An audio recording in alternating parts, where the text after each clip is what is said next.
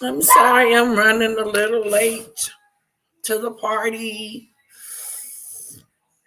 Hello, hello, hello. Welcome to the Mimi Show. It's a little noisy in my house today.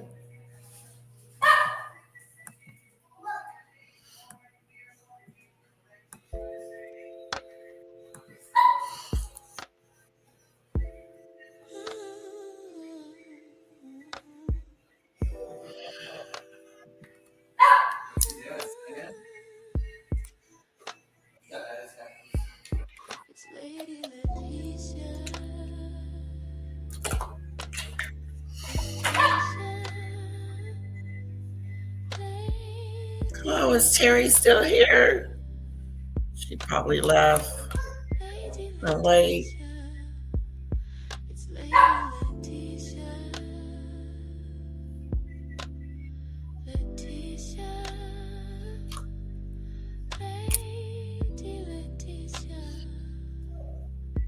Valentine's Day is still low tune the news. Good morning to you too.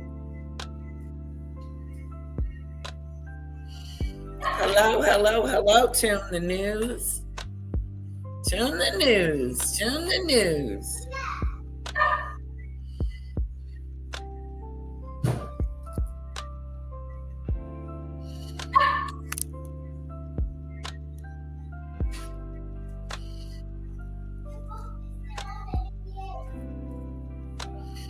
Hi, Terry.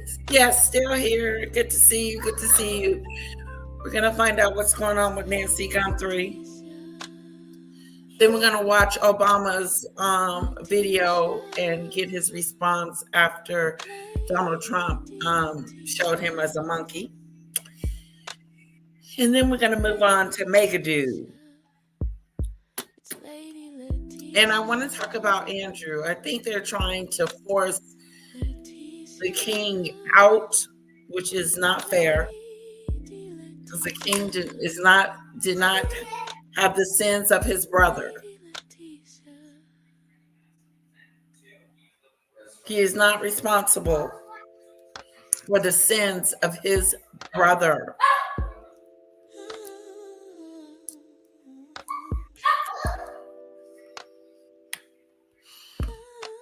Hello. Hello, hello, hello, hello, hello, hello, hello. Hello. Hi, Demon Dictator. Terry's here with us. Tune the News is here with us. Demon Dictator. Thank you, guys. Thank you for joining the Mimi Show. A couple of more minutes. I'm going to get into the main event. That's Susan.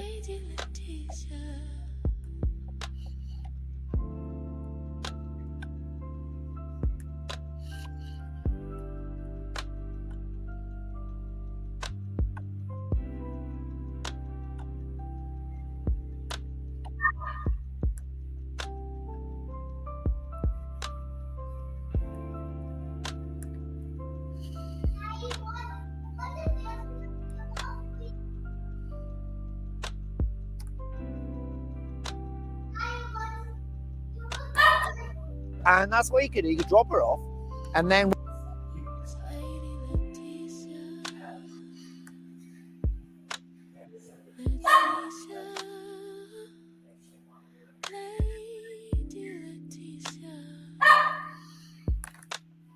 all right, welcome back in here too. Live now from Fox. I am Andy Mack. The search continues now more than 2 weeks since Nancy Guthrie, the 84-year-old mother of debate Joe.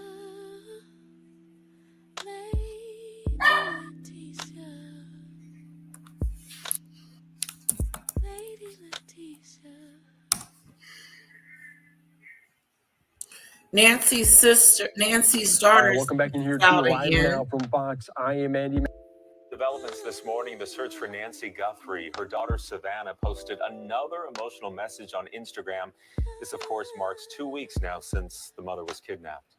So we want to get to Caroline Elliott because you have the latest from Tucson, and it's like we're really waiting for those DNA results. Yeah, Thomas, Alex, we know that investigators found 16 gloves during this search, but there's one glove in particular they're really focusing in on right now. That's a glove that was found about 2 miles away from Nancy Guthrie's home. Investigators say that glove appears to match the glove that the suspect was wearing in the surveillance video. And they also said the DNA profile on that glove was different. The family now saying they could really use a breakthrough in this.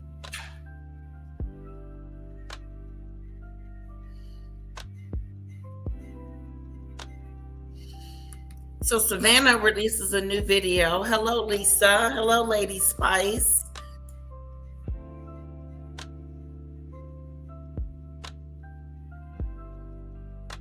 Yes, Tune in Noon. They found one glove, and one glove is standing out. They believe it could be the suspect. It was found 2 miles from her house, and maybe he threw it out the window like an idiot. You know, they're not very smart. Robbers and kidnappers, any of them, they're not very smart. This case. It is never too late to do the right thing. A newly shared video to social media, Savannah Guthrie says her family has not lost any. She looks sick. She doesn't look well. She's like she hadn't had no sleep. Like she is just not doing well. Does she look good to y'all? How does Susan look? Susanna look? Suzanne. Savannah. Savannah. She looks like she's just exhausted. Like she just had to clean up my house. Just a joke. Just a joke. She looks exhausted, tired, fatigued. I feel sorry for her. Yep, she aged a whole year, Demon Dictator. Aged a whole year. Look what they put on her. They put this stress, oh my God. I can't even imagine the worry. She looks defeated. I feel so bad for her. She didn't age 10 years, more like 10 than 1. Yeah, look at her. Look at her eyes. She's been crying. She ain't been able to sleep. Her hair done turned gray on the side. Oh, baby. Oh, Savannah. New DNA clues emerges in searches for Savannah Guthrie's mother. See what else they're saying. As the search for her 84-year-old mom enters its 3rd week. Third The week. essential goodness of every human being. And it's never too late. The FBI says DNA has been recovered from a glove found about 2 miles from Nancy's Tucson home. The agency says it appears to look like the one worn by the suspect captured on surveillance video outside the home. DNA. So it looks like it belongs to this man right here in this video, this scum bucket right here, his glove. So it's not like the news, like TV, where we find out right away what's going on. But I assume that if this is the guy, they need to give us a press conference and tell us who they have in custody and what they're going to do next. Interesting. The suspect. I still think it's an inside job. I just don't think it's a random kidnapping.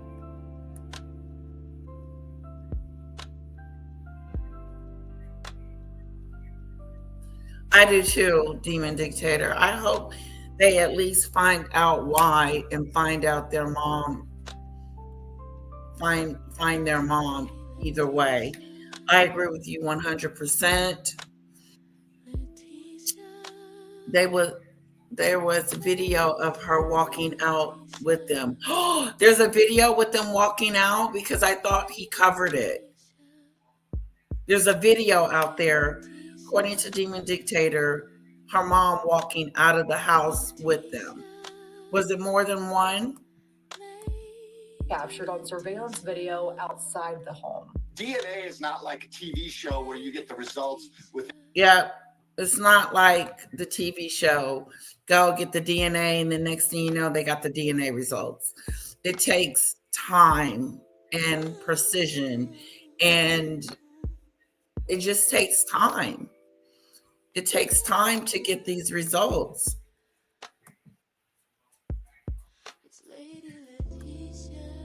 In no time, and you figure out who did it by the end of the show. DNA is it takes time. If the DNA is a match, it could help investigators identify the individual described as 5'9" and 5'10" with an average build. Officers will receive leads. They're going to, beat those down to their ultimate end. Investigators are still going through tens of thousands of tips and potential evidence after conducting multiple late-night searches over the weekend with no arrests.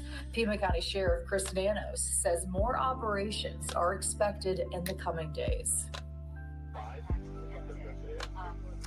And the FBI says it received preliminary DNA results on Saturday, and that sample will now go into CODIS, which is the Bureau's national database. We are told that this process typically takes about 24 hours. So here on the ground, we could very well have some answers relatively soon. Yeah, Thomas, we'll certainly Alex. be waiting for those results there. I mean, with all the new developments that they are going to put it in the CODIS database, the forensics information in the CODIS should come up with a match. But regardless if it comes up with a match or not, they believe that the glove matches the suspect. His DNA is matching it. That's what we have so far. The guy that was at the door putting those shrubs or flowers in front of the camera, it is his glove. That is not word on the curb. It is official. tips coming in, is there an area, Caroline, that they're specifically focusing on? Yeah, so we know here in the Tucson area in the last 48 hours, we have seen searches all over the area, many happening just miles away from Nancy Guthrie's home. Thomas, I think the biggest focus right now, really, it's that set of gloves we were talking about and that DNA profile that was different. So that's really going to be the focus for investigators moving forward here. Could be a major break in the case. Caroline Elliott from Tucson this morning. We do appreciate the update. Caroline, thank you. We begin here again. Big breaking news overnight. Savannah Guthrie posting a brand new video plea. Have you seen it yet on social media? Urging whoever may have her mother or know anything about where she may be to please come forward. Take a look. It's never too late. Ooh. And you're not lost or alone. And it is never too late to do the right thing. This newest video follows several huge developments that we got in over the weekend. Chief among them, the FBI confirming that the glove they found near Nancy Guthrie's home, remember just a couple miles away, does appear to be the same one that the alleged kidnapper was wearing in that surveillance video right from her front porch. News Nation national correspondent Jessica Cartelia is live for us in Tucson. Jessica, you've been working all weekend. We know investigators were able to get some male DNA from that glove. Any idea if they've gotten any names or hits off of it yet? Well, we are still in this critical 24-hour period, Marky, that could significantly change the course of this investigation. And all of this coming as Savannah released that heartbreaking video saying that, look, we know she's still out there. We're thinking positively. Do the right thing. Bring her to us. We want our mother back. The FBI is confirming that that key piece of evidence from the glove is being entered into CODIS. So I want to be very specific here. This all started more questions than we had at this point yesterday. And here's why. That information goes to the CODIS, which is the DNA database. And so now this is a waiting game. But the big question is that glove stuck out for some reason. It's not to say that it is this glove that this person is wearing, but it resembles it. So at this point, they're trying to figure out, could it be a match? A glove containing DNA, as we know, was found 2 miles from here. It appears to match this one that you see on your screen that was captured on Nancy's doorbell camera the night she disappeared.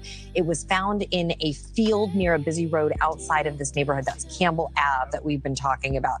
The FBI says it has preliminary results from a private lab in Florida that we've been telling you about. It is now awaiting that official confirmation. They said this could take 24 hours. We are getting close to that 24-hour mark. If that unknown male profile matches in CODIS, investigators could potentially have a name.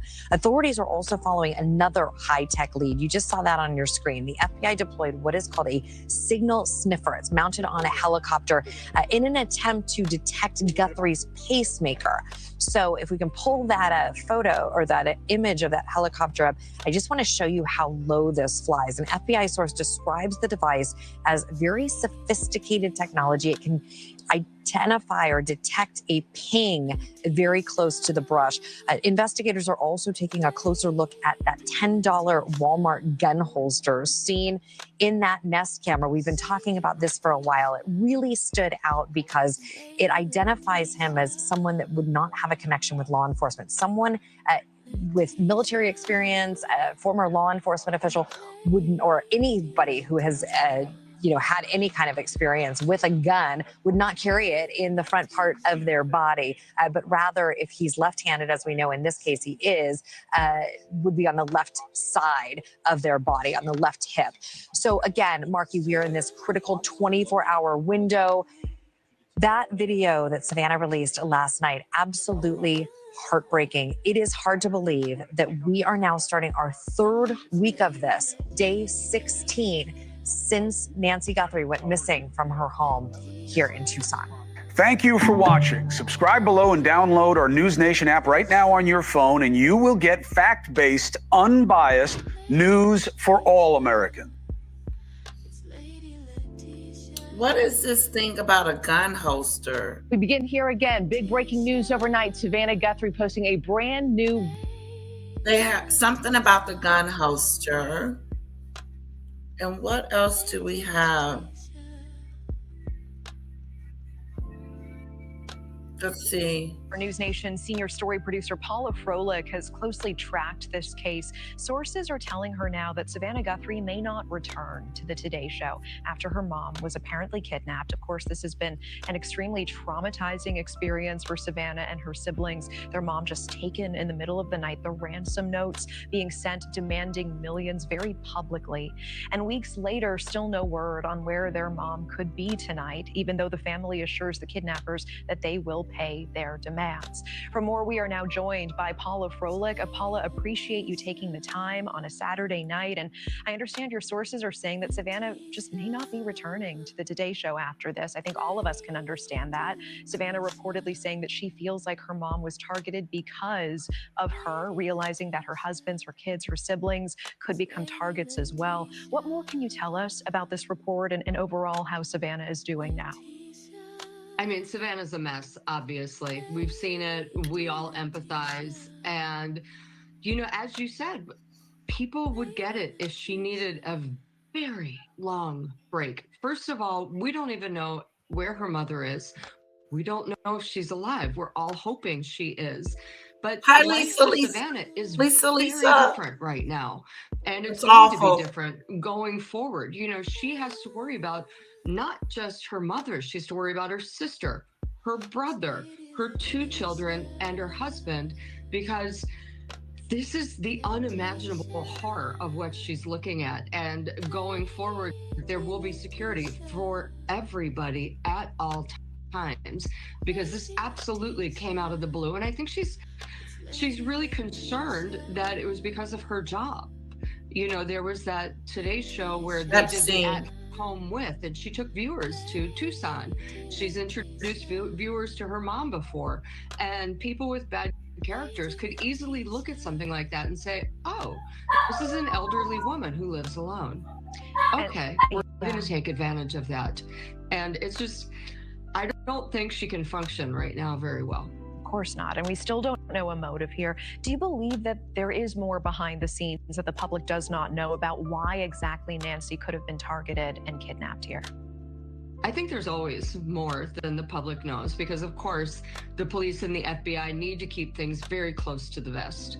However, there are things, again, leading back to the At Home With, and people seeing this, and people also understand, you know, Savannah is very high profile and her salary is in the millions. This has been printed before. So unfortunately, people say, oh yes, this is an easy mark. Yeah, and tell me more about the At Home With segment and her inclusion, you know, for all of the viewers who watch the Today Show. Were there enough identifying characteristics there where someone would have been able to piece together where this home is, the address of it?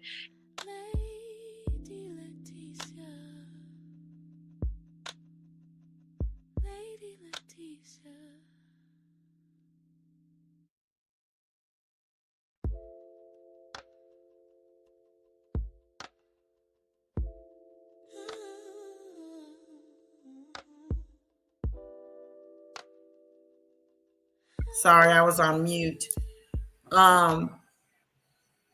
Did you hear? I said hello, Lisa. Hopefully you heard me, because I hit the mute button. Rocky's on a terror today. Rocky's on a terror. Rockadoo.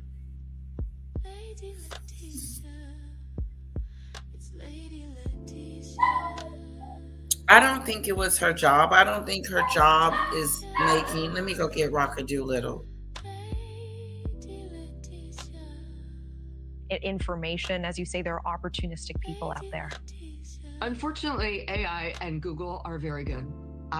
Most people can find out the address of almost anyone in this day and age, unless the house is bought by an LLC or a private company, which most people don't do. So it's actually very easy. And looking at this video of her with the At Home, it's very easy to look at someone and say, okay, she's not going to be well guarded. I can find out where she lives and everything about her in, I don't know, 10 hot seconds. I hear it. It's terrifying. It is terrifying. I really appreciate you coming on and talking about this tonight. Paula Froelich, thank you so much. Good to see you. Thank you, and happy Valentine's Day. Happy Valentine's. Thank you for watching. Subscribe below and download our News Nation app right now on your phone, and you will get fact-based, unbiased news for all Americans.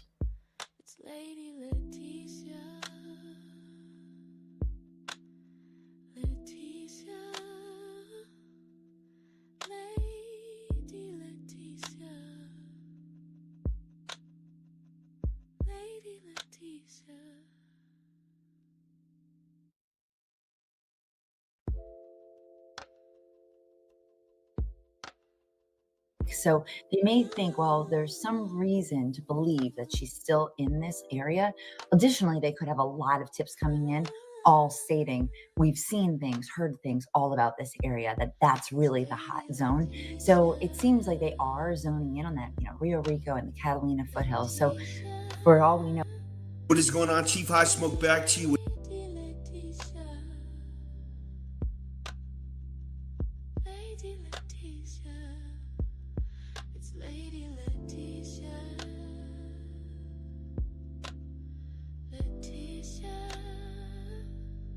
This is a theory of what may have happened to her, okay? He's saying that someone had some gambling debts and Nancy said she wasn't paying for them anymore.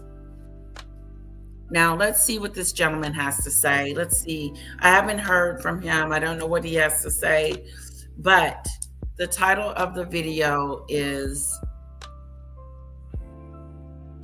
Nancy Guthrie, Stop Paying Tomiso Gambling Debts. Now, I don't know who he is. Is that the son-in-law? I wonder if that's the son-in-law.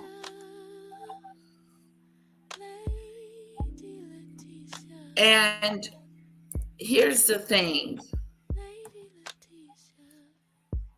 I think that it's still an inside job. I do. I still think it's an inside job.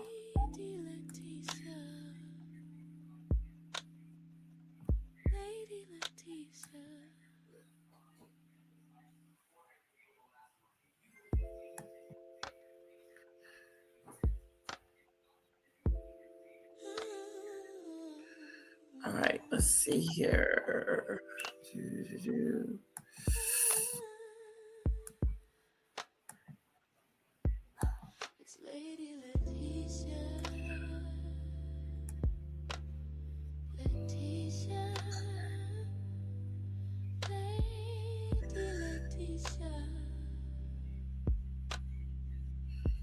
Okay, which one is this one?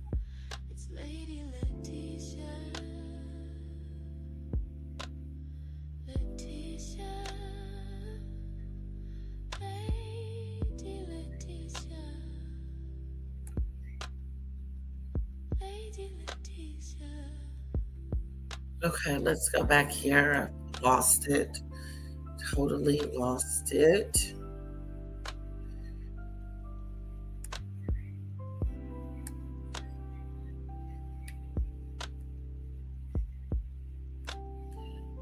Okay.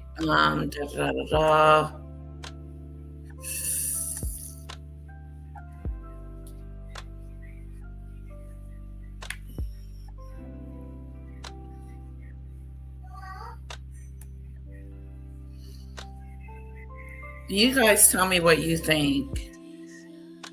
Do you think it's an inside job or no? Are we pulling strings here? Why would some random person come and take Nancy? It's just, here we go. Another one in this Nancy Guthrie case is messed up beyond all repair. What is happening here is you have a sheriff that's feuding with the FBI. They're missing out on clues. They found a glove about 10 days later. Everybody wants to be the next Ben Matlock and solve the crime. All these guys want to do is get promoted, find the clue, find Nancy, make the money, get the promotion. You got way too many chiefs, not enough Indians. Nobody is stepping up in a leadership role with he law wants a morning enforcement tree. and trying to find Nancy. Now, let's get into the suspect. He's about 5'10", in the range of 200 to 210 pounds. And Marine. Hello, by the way. That hunch, that's someone that's been incarcerated before. We know that everything was purchased at Walmart, from the mask to the pants to the jacket, 110 pounds. And just by the way he walks it with that hunch in trying to find Nancy. Now, let's get into the suspect. He's about 5'10", in the range of 200 to 210 pounds. And just by the way he walks it with that hunch, that's someone that's been incarcerated before. We know that everything was purchased at Walmart, from the mask to the pants to the jacket to the gloves to the backpack. Get out of there. These were purchased at a local Walmart in Tucson. I'm calling this guy the Wally World Bandit because everything was purchased at Walmart. Now I have 3 theories about what happened and what could have went wrong in this situation. I think the first one could be a robbery that went wrong, possibly someone that cased out this area, knew there was an elderly person there, or possibly thought there was nobody there, entered that house and was going through some things, made some noise. Nancy wakes up, she screams. That's when her heart races on the pacemaker. He pistol whips her, doesn't unalive her at that point, but I believe that's when he takes the pistol out and then hits her with it. And that's where we have the blood leaking. She's unconscious. The robber panics, removes the body. Now, I'm not sure if he dragged her out or if he carried her out. Did he have help? But the guy's 5'10", 210 pounds. Nancy is 150 pounds herself. So this could be tied into the ransom You're right, notes, ML. possibly a robbery that went bad. You have 2 to 3 people Hello. that are involved, and one person wants to talk but doesn't want to be the snitch. And this could be the ransom notes that are being sent to Harvey Levin at TMZ. I also think that those ransom notes could be bogus, and law enforcement and TMZ could be getting trolled by copycats and people that want to be famous in discords, because that's popular these days. Another theory that I have is Tommaso hired someone. From what I heard is Annie and Tommaso had bought a house about 6 months prior. Now those houses are $1 million homes. Costs a lot of money for a mortgage payment. Tommaso, I've also heard he possibly has a gambling habit, doesn't make a lot as a biology teacher. So my theory is he got into gambling debt with the mob, him being Italian, and they do a lot of gambling on soccer, on college basketball, everything, NFL, and he got into way too much debt, and they basically told him, if you don't pay this money that you owe us, it's on you. And he came up with this plan to get rid of Nancy and get the inheritance money. Here's what's crazy about this situation. The dog just passes away a few months ago. So that's going to cause no sound. If someone's trying to get into your house, the first thing that's going to wake you up is if you have an animal. You hear a sound or a dog barking, that's going to wake you up. And whoever did this knew that wasn't going to be waking up by anything and was quiet enough to get rid of her or get her out of that house. So we see did he say grandson? Who was he blaming? It's money. Here's what's crazy about this situation. To gambling debt with the hired someone. From what I heard is Annie and Tommaso had bought a house about 6 months prior. Now those houses are $1 million homes. It costs a lot of money for a mortgage payment. Tommaso, I've also heard he possibly has a gambling habit, doesn't make a lot as a biology teacher. So my theory is he got into gambling debt with the mob, him being Italian. LM, I like your humor. Hello. Got my grandmother wanting security around the house. Hello. I know that's right. Got me thinking about my mom, ML. Morning, Darcy. Hello. Ransom notes are red herrings. Oh. One of her daughters lived 4 miles away. Sounds like this was planned. Son-in-law from Italy. Ooh. And, they do a lot of gambling on soccer, on college basketball, everything, NFL. And he got into way too much debt. And they basically told him, if you don't pay this money that you owe us, it's on you. And he came up with this plan to get rid of Nancy and get the inheritance money. Here's what's crazy about this situation. The dog just passes away a few months ago. I agree, Darcy. So that's going to cause no sound. If someone's trying to get into your house, the first thing that's going to wake you up is if you have an animal. You hear a sound or a dog barking, that's going to wake you up. And whoever did this knew that wasn't going to be waking up by anything and was quiet enough to get rid of her or get her out of that house. I've also heard that Annie and Tommaso had been asking Nancy for money recently, and Nancy cut them off. And that could have been because of Tommaso's gambling habit. A lot of people aren't good at this. Very few people make money off gambling. The only guy that I know who's made money off of it is a guy named Billy Walters. So Tommaso isn't sharp enough to realize that. Now, he is a biology teacher. And as this goes on, I'm beginning to think this theory is not possible. They would have found a connection to Tommaso and somebody that he hired. I had heard that they were going around questioning people in that neighborhood about Tommaso, and if they had saw him on phones and known somebody that lives in the Catalina foothills. And I had asked them, what questions are law enforcement asking you guys? And they're basically asking them if they've seen Tommaso on phone, seen them talking to anyone, seen him bring anyone around that house.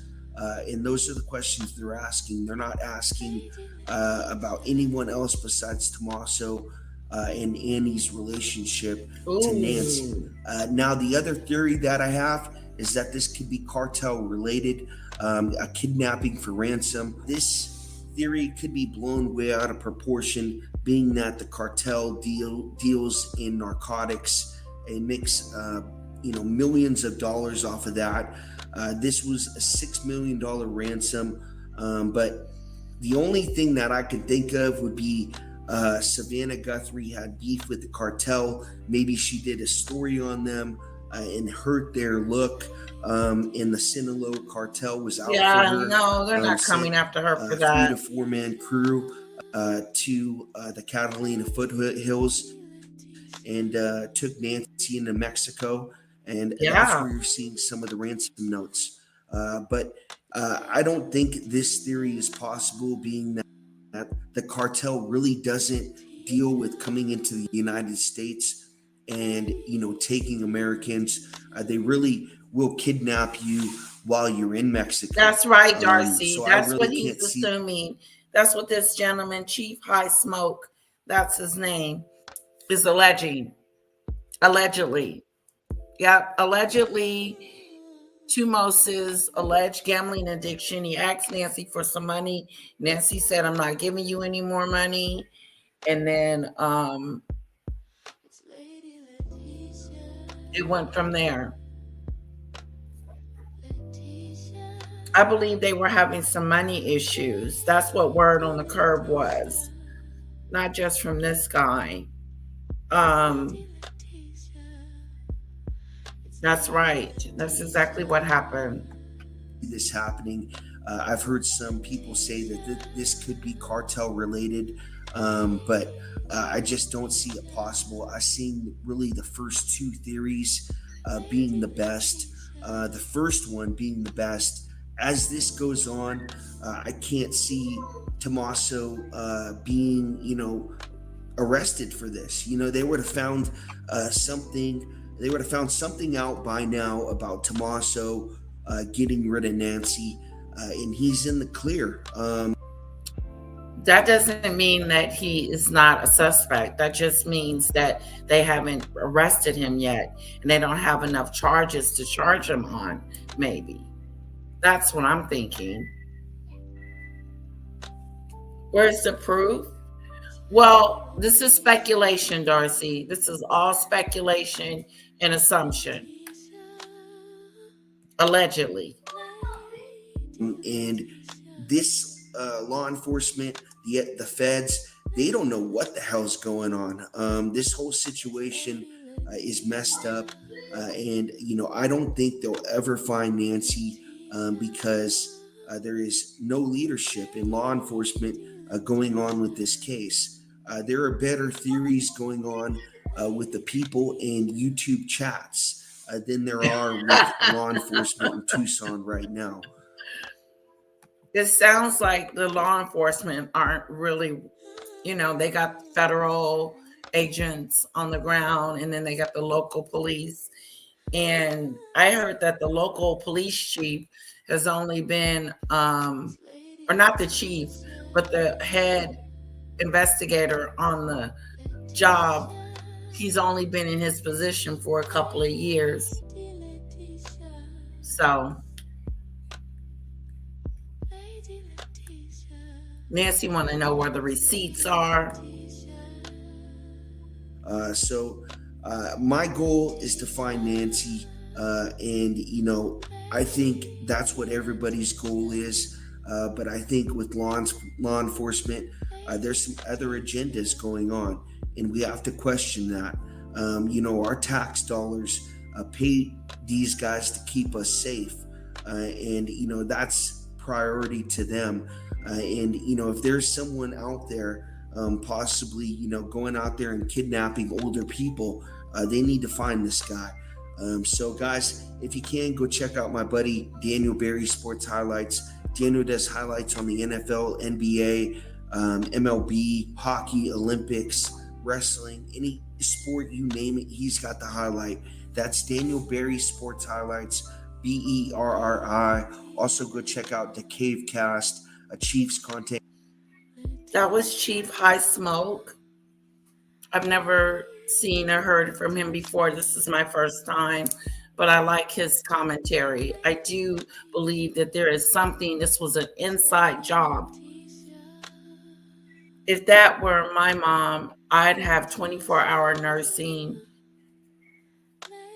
nursing staff, beefed up, security, better surveillance cameras, paid security guards 24/7. I heard that when this is over, all of them are going to have security. They're going to keep security for the entire family. I don't know how Savannah's going to pay for all that, but she's changing how she does things, Darcy. You're absolutely right. Cherry, hello. Is it true Nancy was compliance officer for a pharmaceutical company? I'm not sure, Cherry. I am not sure. That could be true. I'll put a star by her name just in case. Nope, not a serial Randu kidnapping. This was a targeted disappearance. Yep, targeted. That's a good way to put it. Instead of accusing, because you don't want to. I know the police is not trying to accuse someone, but I'm sure they know by now, especially with the glove, who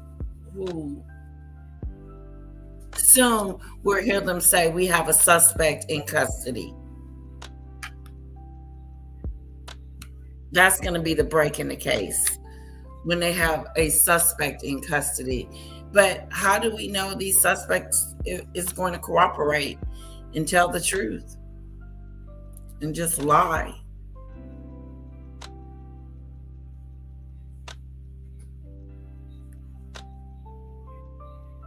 Anyway, guys, let me see. I got one more video for Nancy, and then we're going to move on to Barack Obama. We want the response of, we're going to watch the response. Remember when Donald Trump put Barack Obama as an ape and thought it was funny? Well, we're going to get his reaction from that.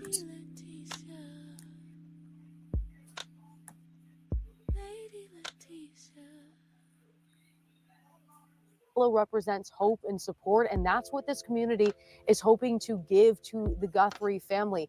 I spoke with a woman over the weekend. She says that her mom plays mahjong with Nancy Guthrie every week. She says this couldn't have happened to a nicer family, and her heart is broken. All of us still praying for the safe return of Nancy here. And Savannah Guthrie herself saying that the family still has hope. Lee Waldman for us in Arizona. Thank you for all your reporting on this. Kate? Joining us right now is CNN Chief Media Analyst Brian Stelter and former Boston Police Commissioner Ed Davis. Brian, just wanted to start with you as you continue to do reporting on how this is impacting Savannah and her family and everything you've heard. Tell us more about this new video that Savannah put out. With this video, I thought this was the hardest one to watch yet. In some ways, the most personal, the most raw. And she continues to use her Instagram feed, signaling this is personal, right? Of course it is, but signaling that she's not there using the trappings of NBC, not using the trappings of the Today Show, not relying on the fancy cameras and studio lighting. She is just there as a daughter, pleading for help. I noticed a column from Washington Post columnist Monica Hess last week about this, saying, what would it be like if your professional skills, in this case Savannah's skills on TV, were suddenly required for the most crucial and terrifying personal matter? And that's exactly what we're seeing. She's having to communicate through the camera lens, trying to speak to these apparent abductors directly, telling them it's never too late to do the right thing. I found it even more heartbreaking than the earlier videos, Kate. Yeah, and investigators looking at where things stand right now, they're testing a glove that they say interesting, appears Sherry. to match what the suspect was wearing in the doorbell videos. Test results could come back today. Could a glove crack this case? Absolutely, but some things have to line up first. The fact that they found a glove that Savannah is too late to secure rest of family. She made $8 million USD last year. She said Savannah wasn't attentive to Nancy's obvious physical needs. What? Uh-oh, that's word on the curb. Word on the curb from Darcy.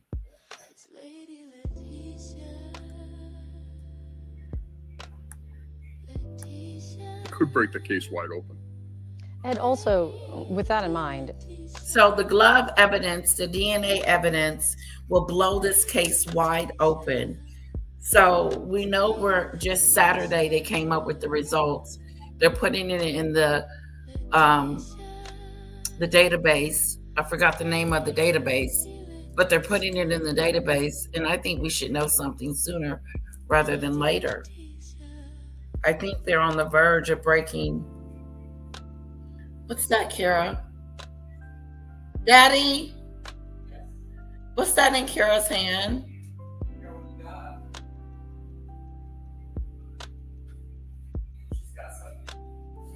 Yeah, she's hiding it.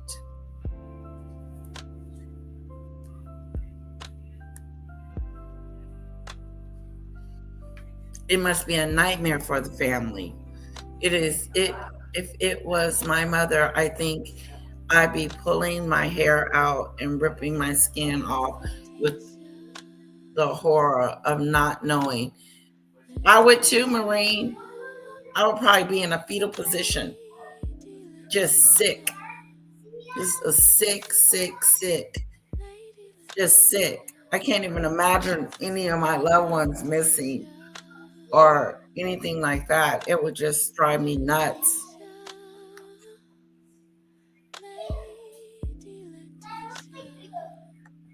or city.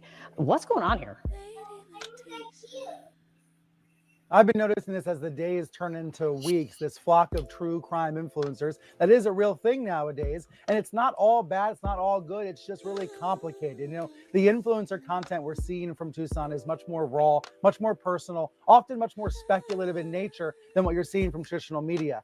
Some of these influencers cross lines that journalists are taught to avoid for legal and ethical reasons. Sometimes there's open speculation about possible suspects, people naming names without any evidence whatsoever. Ooh. And I understand why this can be appealing to some viewers. The content feels more participatory than traditional news coverage. You feel like you might be involved in solving the crime. Participatory.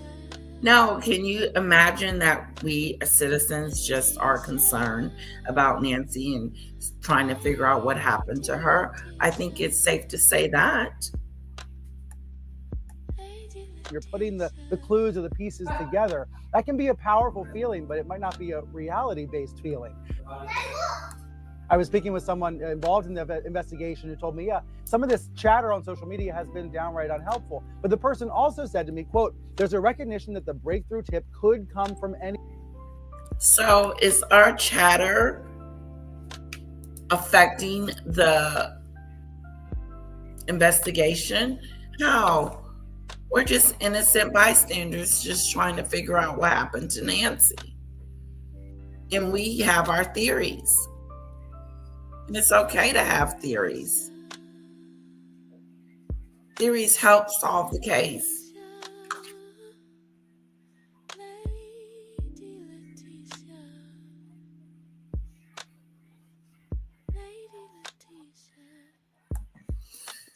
Y'all take my comments with a grain of salt.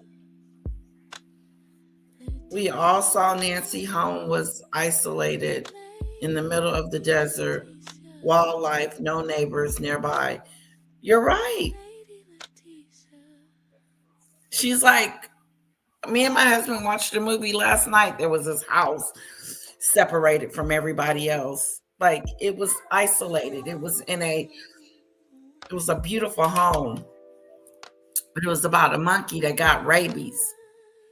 And since the monkey, it was a pet, but he snapped. He went into snap mode and he got angry from the rabies. But the point is that they lived way out. See, not this way out. This is, you see her house right here? She does have a neighbor here and a neighbor here. She's not that isolated.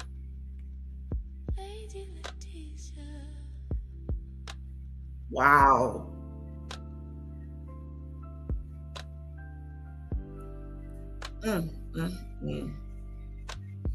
Nobody saw nothing.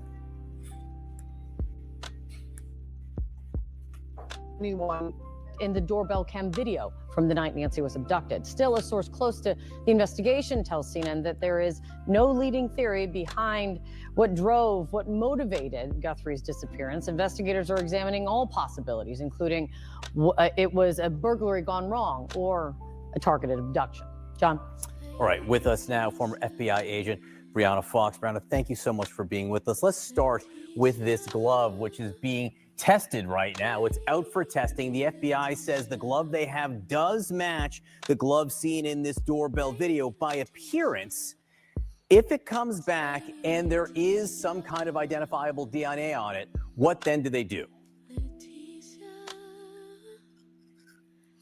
Right. Well, I mean, this is also a huge thing. We all had the video. We've now found this glove, and there's potential DNA on it. So obviously, we don't have that direct link yet from this glove to the scene. So that's what investigators are going to do. They said that it appears to be a visual match, but they're going to have to confirm that if they're going to get an arrest warrant and take this case to trial. Additionally, they're going to want to search their CODIS. Take the case to trial. We're trying to find Nancy, girlfriend. Where's Nancy? Before this lady's already talking about going to trial. We got to find Nancy first. Crazy. This message, it's never too late. We have to find Nancy first. Who do you think that's directed to? Why that choice of words? Why this messaging now? I have been so moved by all of Savannah's posts, and in particular this one. I thought that the call to empathy that she has, we do this a lot in interviews and interrogations. You could be so angry. Debbie said the ones that are on the ground, evidence and facts solve a case. Of course, there are a bunch of internet sloths on the ground mocking about, and those are the ones who could potentially muddle an investigation.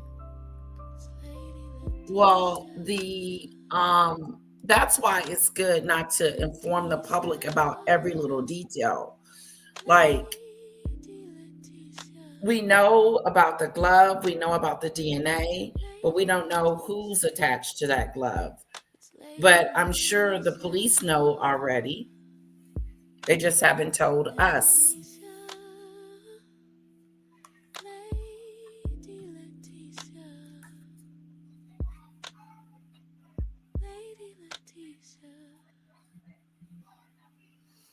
Yeah, that's what she said. She said that once they find out who the glove belongs to, they can get a search warrant. And then after the search warrant, that'll determine if they go to trial or not, which I thought was too soon. Trial's too soon. Is leading them. They just have not notified the public of that yet. Still been a day or two since we've seen any activity like this. We will see if it picks up again today. Brianna Fox, thank you very much. This morning, a new message from Savannah Guthrie as the search for her missing 84-year-old mother, Nancy, stretches into a third week. And I wanted to say to whoever has her or knows where she is that it's never too late. It's never too late. And you're not lost. or alone. And it is never too late to do the right thing. It's never too late, she said. This new plea comes as investigators anticipate the final test results from DNA on a glove found about 2 miles from Nancy Guthrie's Arizona home, which the FBI says appears to visually match the ones worn by the suspect seen Visually in the match. doorbell cam. They visually match, meaning they look the same. Same glove. Same glove as that appears in this video is the same glove they have in custody. That makes sense. Video, but a source close to the investigation stresses there are still no leading theories as to why Guthrie may have been taken. Let's get right to CNN's Lee Waldman live on the For scene money. this morning with the latest. Good morning, Lee. They took her for money. Good morning, John. That video of Savannah, the latest plea from her for any answers on her mother's safe return, you can just see the desperation at this point as we're 16 days out since her mother was apparently abducted. Savannah from looked her like home she here. hasn't That had glove any that sleep in a month. Demon Dictator says she's aged like 10 years. She looks so distraught, worried, and stressed out, physically, mentally, emotionally.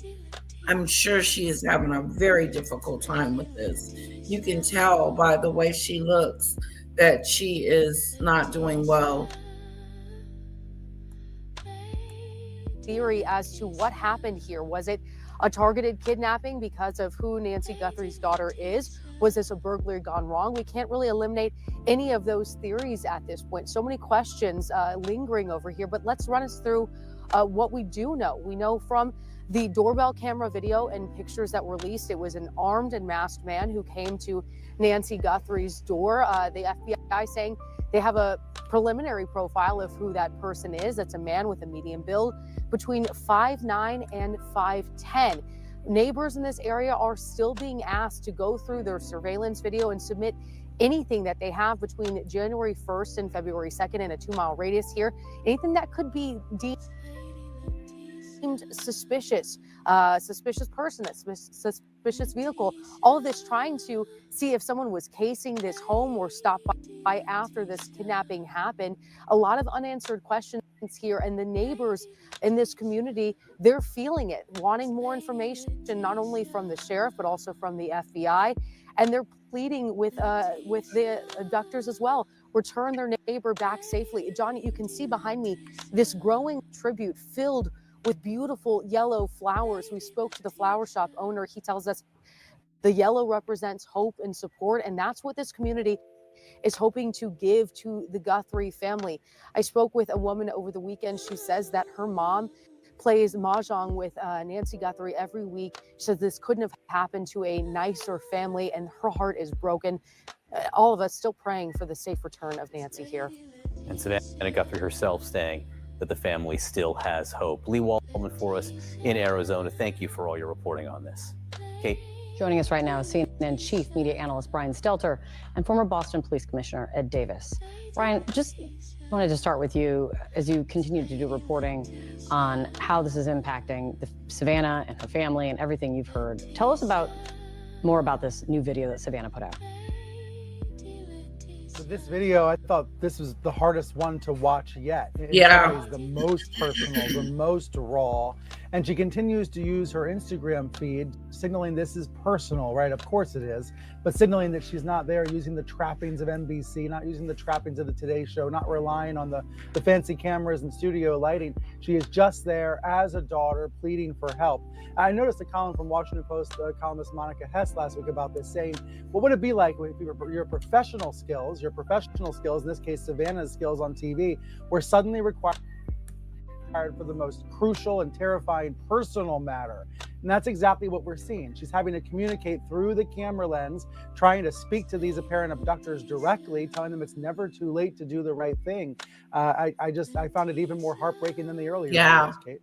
Yeah, and Ed, investigators looking at It's where not too things late stand to right do the now. right thing. They're testing a glove that they say appears to match what the suspect was wearing in the doorbell videos. Test results could come back today. Could a glove crack this case? I don't think it was a robbery. Absolutely. A But robbery some gone things have to wrong. line up first. The fact that they found a glove that's similar to the Burglary glove in gone the wrong. photo doesn't No, necessarily make it the right one. And it's quite common to find DNA. it is going wrong. Whatever they did with her, it's going wrong. It's not going well. Because we wonder if she's okay because she doesn't have her medicine.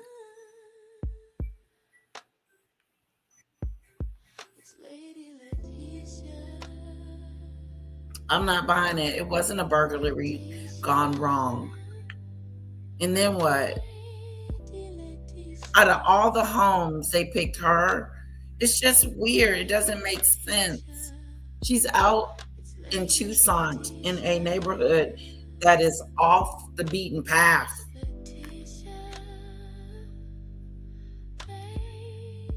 They just happened to come to Nancy's house. Rockadoo. Didn't make any sense. Your motivation is money. You don't go to a TV station and demand money. If your motivation is some type of an attack on the family, then the high profile nature of this is actually detrimental to your twisted goals. So I think that's why they're having trouble finding a motive here. And it may be that we're not going to get a motive until we find who was responsible for it, if ever. Brian, another thing that's happening now are these self-described internet sleuths and true crime streamers. They're showing up in droves, apparently, in Arizona. And now local leaders are saying that they're speaking out, saying they're doing more harm than good. One state representative just had posted, even on X, please go home, let law enforcement do their job, stop following them during SWAT operations and playing detectives. I am sick of the constant lies from those who can't even spell Tucson and clearly have never been to our city. What's going on here? I've been noticing this as the days turn into weeks, this flock of true crime influencers. That is a real thing nowadays. And it's not all bad. It's not all good. It's just really complicated. You know, the influencer content we're seeing from Tucson is much more raw, much more personal, often much more speculative in nature than what you're seeing from traditional media. Some of these influencers cross lines that journalists are taught to avoid for legal and ethical reasons. Sometimes there's open speculation about possible suspects, people naming names without any evidence whatsoever. And I understand why this can be appealing to some viewers. The content feels more participatory than traditional news coverage. You feel like you might be involved in solving the crime. You're putting the clues or the pieces together. That can be a powerful feeling, but it might not be a reality-based feeling. I was speaking with someone involved in the investigation. I think they're on repeat. Some of this chatter on social media has been downright unhelpful. But the person also said to me, quote, there's a recognition that the breakthrough tip could come from anyone from anywhere. So there's acknowledgement here that this is mostly happening in good faith. People want to help. It creates the illusion of participation. But there are definitely times when these TikTokers, these Instagrammers, these YouTubers, they have.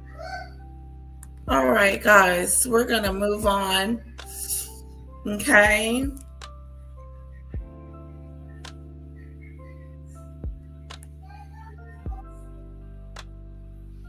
We're going to move on to Obama and continue to pray and hope that she's okay, Nancy Guthrie. And I want to thank Cece for this.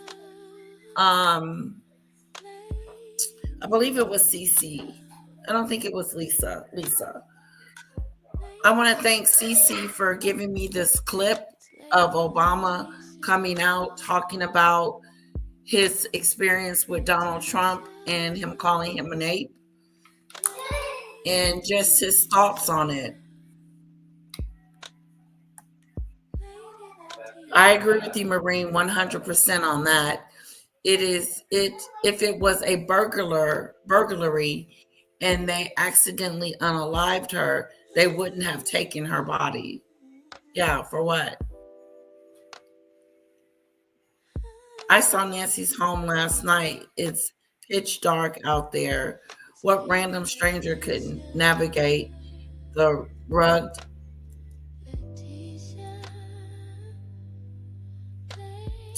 terrain at night? First of all, Darcy, I don't think she should, like you said when you came in to talk to us today, that she should be living out there all alone with no security anyway. You know what I'm saying? A little bit more security. She just felt like she's out there all alone. Doesn't it seem that way, guys?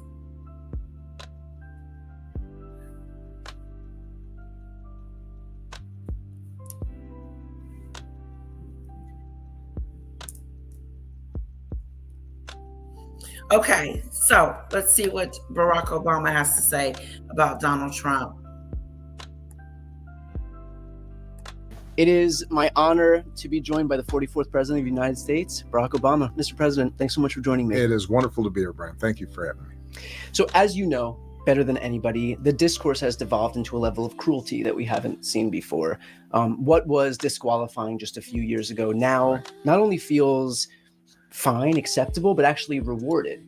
You have administration officials saying that the victims of ISIS aggression are domestic terrorists. You have J.D. Vance coming out and saying that it's okay. You don't have to apologize for being white. Just days ago, Donald Trump put a picture of your face on an ape's body. And so again, this is kind of, we've seen the de-evolution of the discourse. How do we come back from the place that we have fallen into? Well, first of all, I think it's important to recognize that the majority of the American people find this behavior deeply troubling. It is true that it gets attention. It's true that it's a distraction. But, as I'm traveling around the country, as you're traveling around the country, you meet people. They still believe in decency, courtesy, kindness, and there's this sort of clown show that's happening in social media and on television, and what is true is that there doesn't seem to be any shame about this among people who used to feel like you had to have some sort of decorum and a sense of propriety. Get out of there, you little sneaker toad. And respect for the office, right? So that's been lost.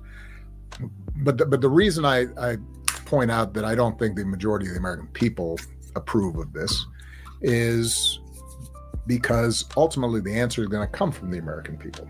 And we just saw this in Minnesota, in Minneapolis. It is important for us to recognize the unprecedented nature of what ICE was doing in Minneapolis, St. Paul, the way that federal agents, ICE agents, were being deployed without any clear guidelines, training, pulling people off, out of their homes, using 5-year-olds to try to bait their parents. Yeah. All the stuff that we saw, tear gassing crowds simply who were standing there, not breaking any laws. So the rogue behavior of agents of the federal government is deeply concerning and dangerous. But we should take a moment to appreciate the extraordinary outpouring of organizing, community building, decency, neighbors buying groceries for folks, accompanying children to school, teachers who were standing up for their kids, not just randomly, but in a systematic, organized way, citizens saying, this is not the America we believe in, and we're going to fight back, and we're going to push back with the truth. and with cameras and with peaceful protests and shining a light on the sort of behavior that in the past we've seen in authoritarian countries and we've seen in dictatorships, but we have not seen in America. And that kind of heroic, sustained behavior in sub-zero weather by ordinary people is what should give us hope. And it should remind us that at the end of the day, the way we get a democracy that's working, the way we get policies that actually are helping working families, get ahead, the way that we restore norms, rule of law, decency, it's going to be because we citizens are activated and paying attention and saying enough and saying, we have a different idea of what the American family should look like and community should look like. And that is what I'm seeing across the board. So, I was on a panel a while back, and I said, a lot of the values that we say we subscribe to, during easy times, during peaceful times, it's easy to say we believe in those things. Right, when they're not challenged. When they're not challenged. It's easy to believe in free speech when it doesn't seem like the government's trying to crack down on free speech. It's easy to say that we believe in the golden rule when we aren't at risk of being arrested when we exercise the golden rule. Yeah. Right now we're being tested, and the good news is what we saw in Minneapolis and St. Paul, and what we're seeing in places across the country, including here in Los Angeles, has been the American people saying, no, you know what, at least a good number of the American people saying, we're going to live up to those values that we say we believe in. And as long as we have folks doing that, I feel like we're going to get through this. So I hear and appreciate what you're saying about the agency of individuals. As we look toward our elected officials, our democratic leaders, I think something that I've been having a lot of trouble reconciling is for so long, it's felt like Democrats are solely focused on protecting norms, institutions, processes, and then you've got a Republican Party that sees what it wants and will find a way to get it. Laws be damned, Constitution be damned, rules be damned. And we're seeing that play out right now. And so, given this massive asymmetry, where it often leaves us feeling like it's a Lucy pulling the football away from Charlie Brown over and over and over again situation, what needs to be done? And do you think that our Democratic leadership and our Democratic elected officials understand that for the first time? Well, look, I think we have to acknowledge that we've got the harder job, right? So we believe in government as a tool for good, as a potential force to create more jobs and as a way to make sure that the planet doesn't roast, to make sure that as we move forward and the economy grows, that everybody and not just some are benefiting, and the kids are getting a good education. And what that means is that we have to think about the consequences of our actions. We have to try to figure out how do we get working majorities to actually pass laws and to implement those laws and to make things happen. Tearing stuff down doesn't require all that. So when you talk about Republicans, for example, it seems like they see what they want and they just go after it. Well, they've passed one significant piece of legislation since they've been, for all the hoopla, they haven't actually codified and institutionalized much of anything. They have poured a huge amount of money into ICE and their immigration agenda. and they've cut taxes for really wealthy people. And now they're trying to unravel a bunch of rules and norms and laws that are already in place. That's an easier job. So I say that because we should accept the responsibility and the challenge that our job's going to be a little bit harder. Because in order for us to get stuff done, like let's say the Affordable Care Act, well, we've got to cobble together a majority, and we've got to persuade, and we've got to convince. And so I do think that there's been some unwillingness on the part of Democrats in the past to break down some of the institutional barriers for us getting stuff done, just because, well, it's always been done that way. And I'll give you an example that frustrated the heck out of me when I was president, which was the filibuster in the Senate. The Senate is already structurally skewed and anti-majoritarian, right? It's hard for majorities to get stuff done, whether it's trying to pass civil rights legislation in the 60s or, trying to get gun control legislation or what have you, because even though majority of people support it, Delaware and Wyoming have the same number of senators as California. Yeah. Right. All right. So that would require a constitutional amendment. You then compound that with a filibuster. And the truth is that Democrats for some time have been traditionalists in wanting to preserve that, when it blocks us from making government effective, which in turn makes people feel like government is corrupt and not caring about them. Which lends itself to the kind of, it gives folks like Trump an opening, right? So redistricting is another good example of where I strongly believe we should not be having politicians draw lines that determine who's voting for them. We should have voters decide who their politicians are.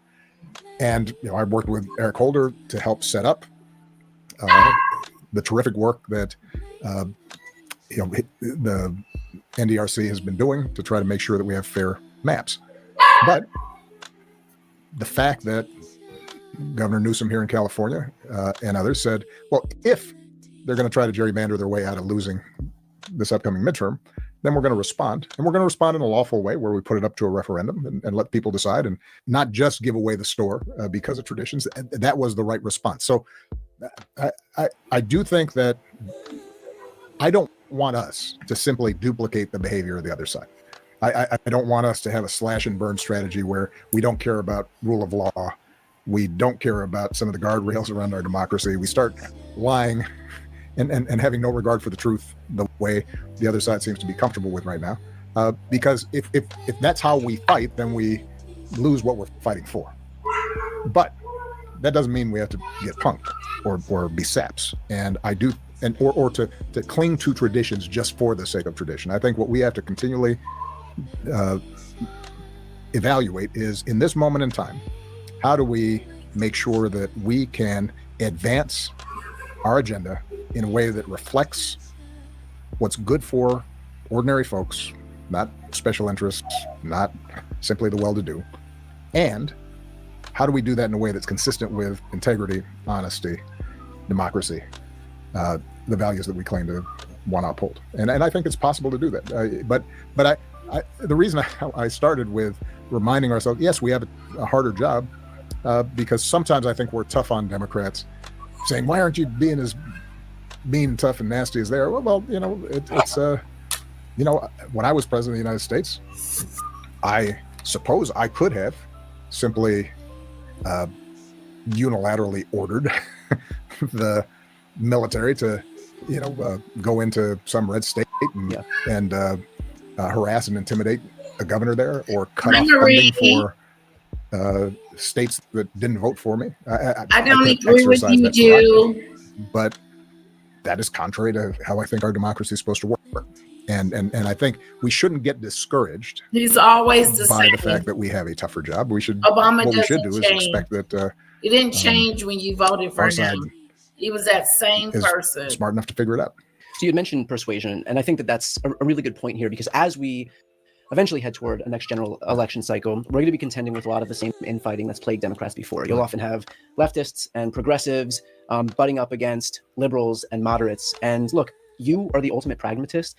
And so what advice do you have as we head toward this election cycle, this eventual 2028 election cycle, so that we don't devolve into the same, 2016 era Bernie Hillary redux that feels like it always consumes the left? Well, look, first of all, I think it's important to remember that the divisions in the Democratic Party tend to get magnified in the media. Relative to the divides that exist in most other countries, where you have a parliamentary system, you have multiple parties, and you got Green Party, and you got the center left party, and you've got a socialist party, and sometimes you got a communist party. Yeah. Our differences get exaggerated. Listen, Bernie Sanders believes, just like Nancy Pelosi believes, just like Chuck Schumer believes, just like Hakeem Jeffries believes, just like AOC believes, in equality and non-discrimination against people because of race or gender or sexual orientation. Well, all Democrats believe in that. That's a core value. Democrats believe that government should provide a strong safety net for people when they're down on their luck. Yep. Everybody I just mentioned believes in that.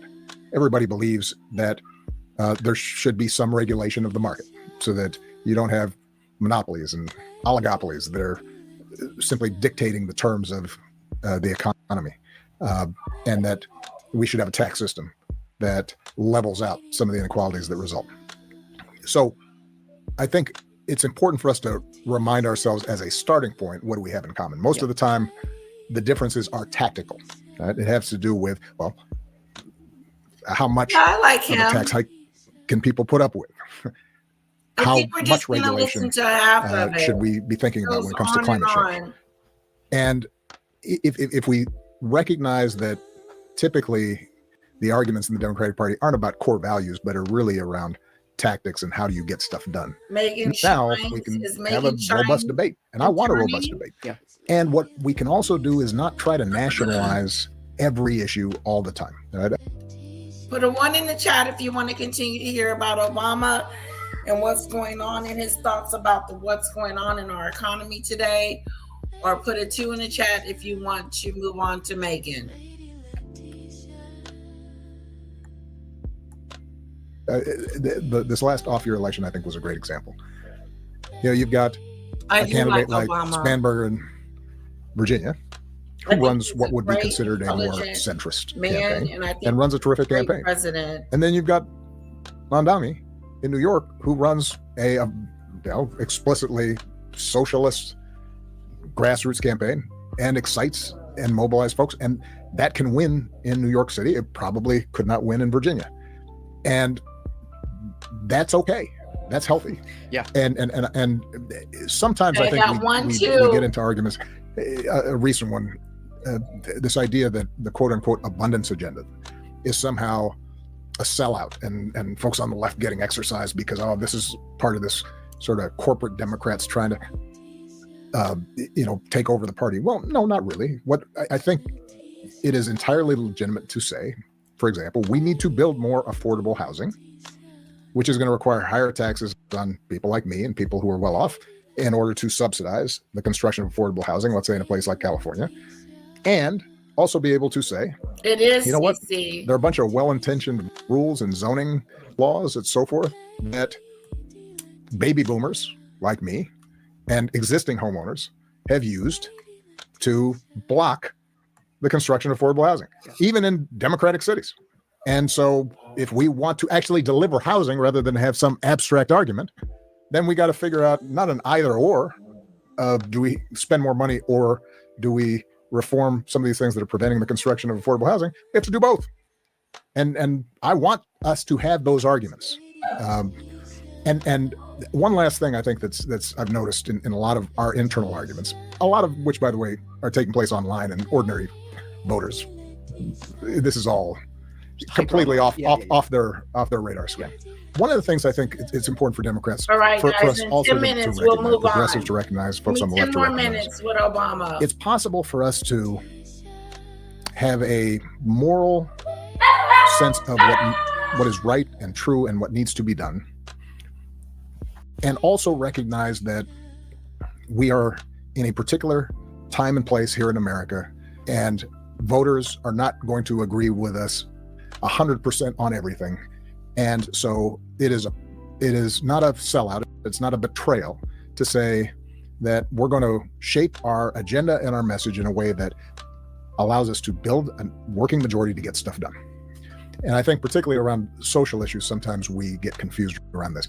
You witness what happened in Minneapolis, and you say to yourself, morally speaking, that 5-year-old child who's standing in front of that SUV as his father's being dragged off, that child is equal to mine or any child.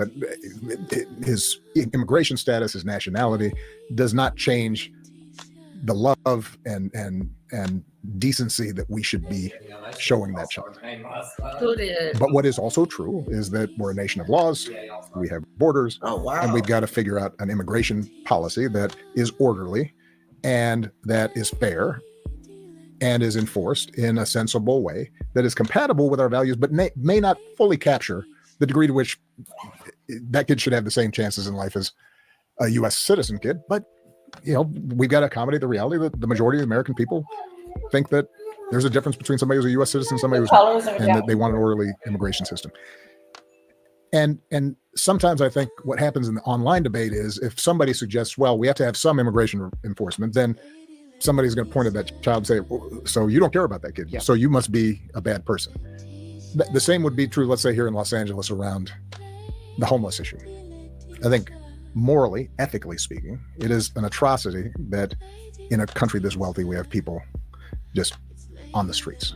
And we should have we should insist on policies that recognize their full humanity, people who are houseless, and be able to provide them the help and resources that they need.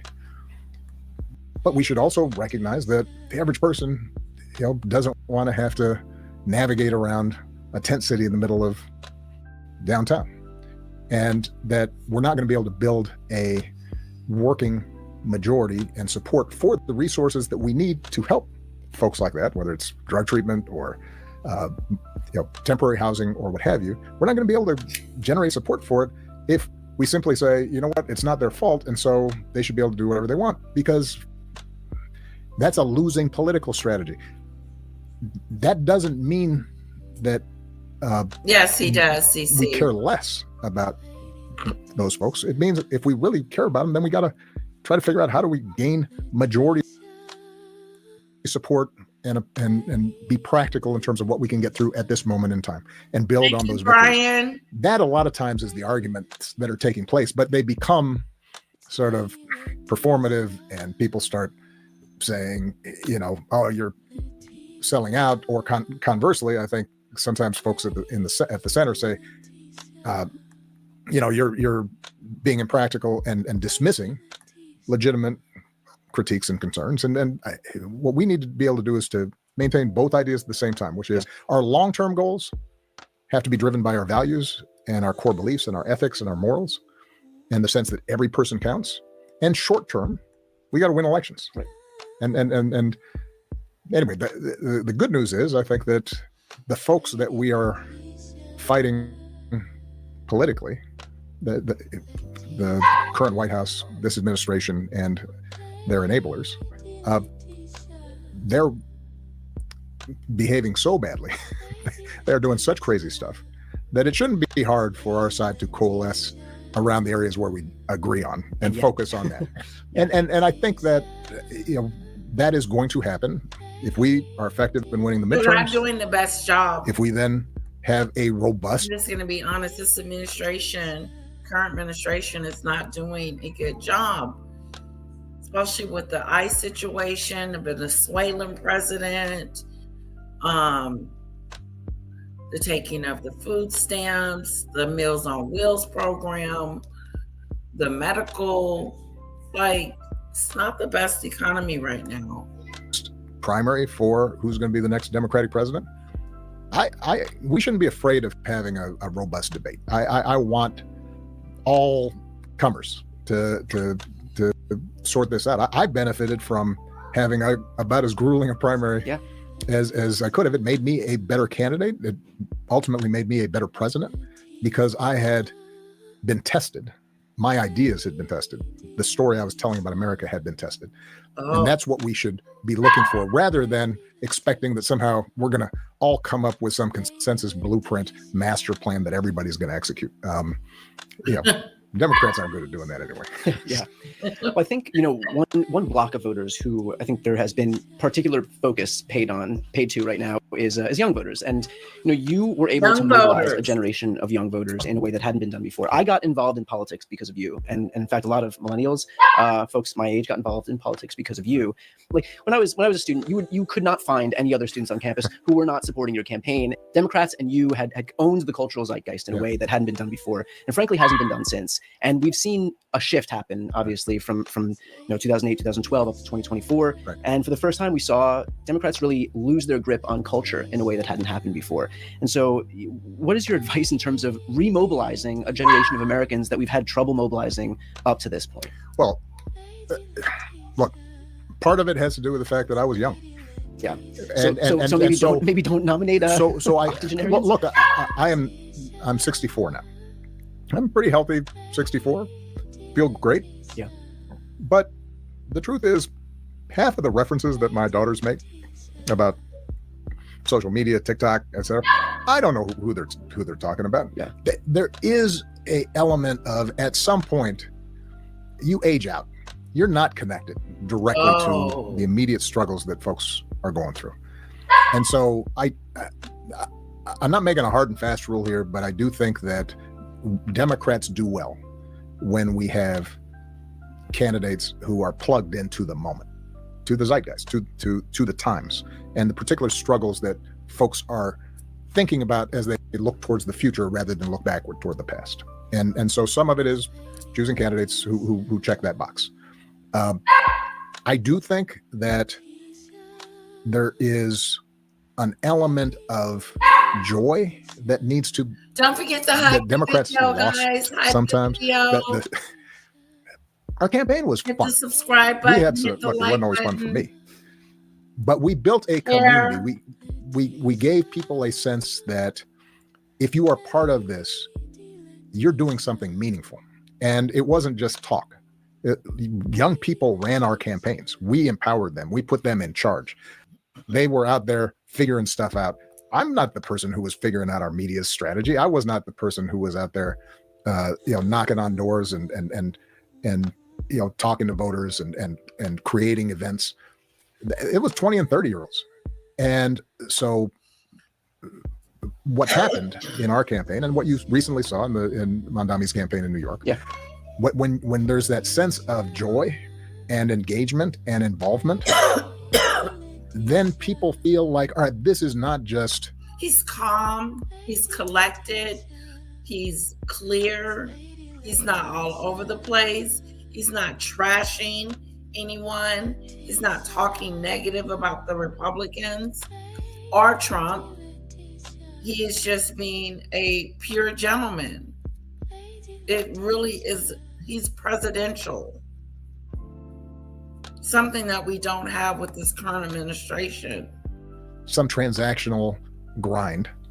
This is me becoming part of a community and joining with others. And I think young people respond to that. And then a corollary to that is I do think that culturally, and I've talked about this before, we did turn off. I think there was a certain way of talking about issues for Democrats where we sounded like scolds. And I've said this before. There was a virtue signaling that made it seem as if ordinary folks, if they did not say things in exactly the right way or meet this litmus test, that they were being chastised, pushed away. And the truth is, most of us, all of us, are complicated, and we have blind spots, and sometimes we say dumb stuff. And if you want to create an environment that is welcoming and makes people feel, okay, there's room for me here, then the message and the story we tell has to be, all right, none of us are perfect. All of us count. We all have good in us that we can tap into. We can all learn from each other. And I think that is something we need to recover. That's part of the fun of politics. That's part of the community and the social bonding that can come about. And we saw that in Minneapolis. I mean, somebody showed me a friend of mine, Michelle Norris, is from Minnesota, and she was up there, and she was going around talking to neighbors and people she'd known for a long time as they were mobilizing protests and activities around ICE. And she showed me a clip of this street band that was performing every night after all these activities had been taking place and protests, etc. And they were just out there and they were playing music, and I'm trying to figure out how they were playing, horns and drums, etc. in like 0 degree weather, because I would not have been able to put my lips on a trumpet. And people were celebrating what they had accomplished. And it was an embodiment of the values that make us care about other people. And that, I think, is a spirit that when Democrats tap into that spirit, then we win. The other side does the mean, angry, demagoguery, exclusive, us, them, divisive politics. That's their home court. Yeah. Our court is coming together. Coming together. Look, a great example. Wasn't political. Bad Bunny's had coming together. Well, that's what we're about. It resonated. It was smart because it wasn't preaching. It was showing. It was demonstrating and displaying. This is what a community is. And people who did not speak Spanish and have never been to Puerto Rico, they saw that elderly woman serving a drink and the kids dancing with their grandmas, and it was intergenerational, and it was a reminder of what Dr. King called the beloved community can look like, which is not perfect and it's messy sometimes. And I guarantee you, not all those lyrics were probably politically correct. And if you translated them, and they're people are complicated, but there was a sense of, all right, there's room for everybody here. Yeah. And that, I think, is where we win. Your presidential center is opening up. All right, guys, we got close to the end. Let's give Barack Obama a break. Thank you, Barack Obama and Brian, for your commentary. Now, let's move on to Meghan. And I agree with him. When we come together, we accomplish a lot.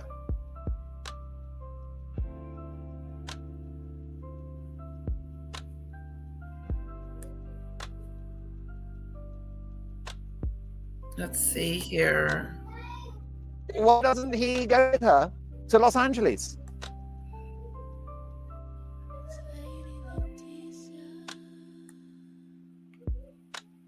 Oh, let me show you this real quick. This is Anna Nicole's daughter. I feel like you guys are Derby royalty at this point. Beautiful? Tell me why the Barnstable party is the best of the best. Well, for me, Anna Nicole's daughter, looking just like Anna Nicole. Bless her. I started out working here as a photographer and a reporter, and had so many memories. And obviously, one of the most special memories is meeting her mom here. 20 something plus years ago, and Danny Lynn is actually wearing the dress that her mom wore to this event 21 years ago. Oh, wow. So it's a special thing for me because just to see her, and have it be a full circle moment for me is special. And the fact that I spent all the money storing all these things for years and that she's actually now grown into them and been able to wear them is a cool thing. So it's a special moment. It's so special. So he said he stored all her mother's clothes and spent money on doing that. And now she's able to wear her mother's clothes. Isn't that nice? She's just like her mother. And you look so beautiful. Tell me how you feel in this outfit. I feel good in it. Once again, try not to cry when I say this, but I can't know my mom, sadly, and this is one of the only reasons and ways I can. And this is the closest I'll ever be getting to a hug from her. So I've been on and off tears the whole day. This is such a special moment, and seriously, she would be so proud of you. Seriously, just your smile, your lightness. Thank you. Well, the dress is 21, but that doesn't mean you can drink because you're not 21. So she's only 18, almost 19. So I told her, you know, just because the dress is old doesn't mean you're going to start whooping it up in there. I also love that you kept so many of her outfits. Why did you decide to do that? So, you know, for me, each outfit and each thing holds a story, you know, and a memory. So for me, I think that it's a way to tell a story and let Anna's things tell through her appreciation for them now. And it's funny because if she wore one dress every day for the rest of her life, she still would not run out of clothes because we have multiple storage bins. And Anna was a hoarder, and you know, and I used to fault her for that. And after she passed, you know, trying to do all the work, and I was like, you know, there's so much stuff, but it was so much rewarding just to see her enjoy just this one special dress even. So special, and obviously so many fans think you look just like your mother. Do you see the resemblance? Yeah, so I'm an artist, and for Christmas, I believe I drew my mom for him as a little present. And when I was drawing the eyebrows on her, I was like, those are the same as mine. So yeah, I do see it sometimes, especially with what I drew. I was like, whoa. That must have been a really special present. Always, you know, she surprises me with things, and she's really creative, and just you know, see her grow in so many ways, because a lot of people want to compare her to her mom, but she's so individually and unique and her own person. And there's obviously there's similarities. You know, a lot of people think she looks like me when she's not wearing makeup and her sweats or whatever, and then she's glammed up and looks like her mom. It's actually an internet debate. You can pull a poll on it, but yeah, she's amazing, and she's, you know, we're off to new things, and she's starting, you know, college soon. Oh, so exciting. Are you so excited for that? I am. I'm nervous, but I'm really excited. It's okay to be nervous. I feel like I was so nervous that you're going to do amazing. Are you studying art? I'm actually thinking Thank you, Cece, for letting us watch it. For giving it to me. Well, you guys are going to have such an amazing week. And such She's a adorable. You got to do a turn for the camera. Oh my gosh, we got to do a turn. Do we know the designer of the dress? Do we remember? I don't know. Yeah, I don't know. And you know, honestly, like I know everybody used to ask Anna that, but for me, it's like it doesn't really matter just because it's such a special dress. You know, it used to be in the Derby Museum here as an exhibit, and so ever since then, it's been tucked away in a box, and you know, here we are. I'm not sure, What are you Payne. guys looking forward to? I'm not sure. Because you guys come every single year. I know this is a really special one, but Well, honestly, I like Anna Nicole. just kind of hanging out and seeing old friends and that we've met over the years, and just having a good time. I don't really bet. I keep the money because you know she spends a lot of money, so I'm she's like sure her she mom in is. that She's about to go to department, and college, For me, it's which is really just about good. just having fun and seeing old friends. She does Having a look good very time. sweet. what is your favorite part? I like the food here and the desserts. But for a serious answer, I just like coming back and seeing my friends and family because I haven't really seen them in a while. So I'm happy to catch up. And having a daddy-daughter moment. This is really, really a special time. Well, I mean, this I keep saying every year is our last. I mean, you know, what started out as basically the first time she ever came, she was so small that she was just learning to walk, and then I carried her. She fell asleep with a bottle in her hand. Here she is wearing her mom's dress. So it's just kind of like a moment that you know you cherish. You look up and time's flown, but literally this event this weekend, you actually can do a growth chart just based on seeing her. This is the first, you know, only event that we go to a year. And so that was kind of by design for privacy and security. And I brought her back here to be kind of a normal kid to raise her in Kentucky.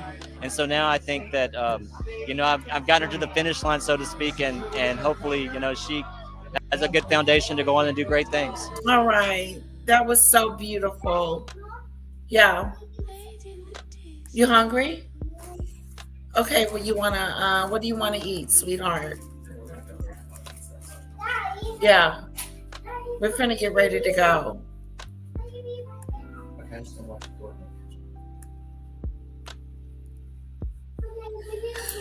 All right, guys, I want to know, okay, what time is it? 2 o'clock. Let's move on to, Kara, don't do that.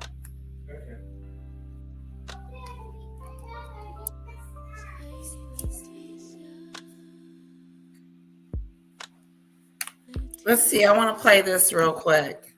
according to Taz, will you be my Valentine today? Absolutely, Dan, always.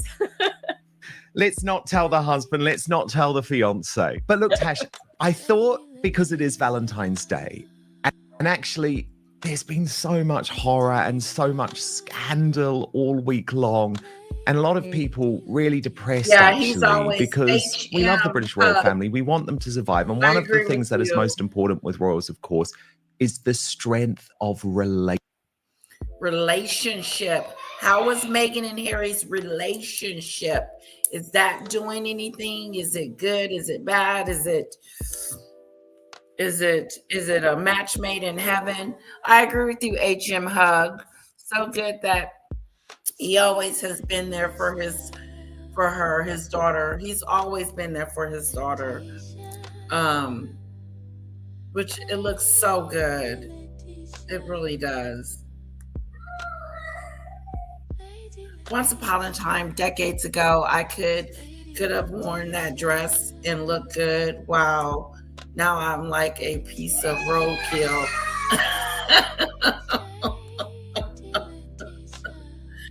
Marine, not roadkill. Me too. At one particular time, I could probably have wore that dress as well.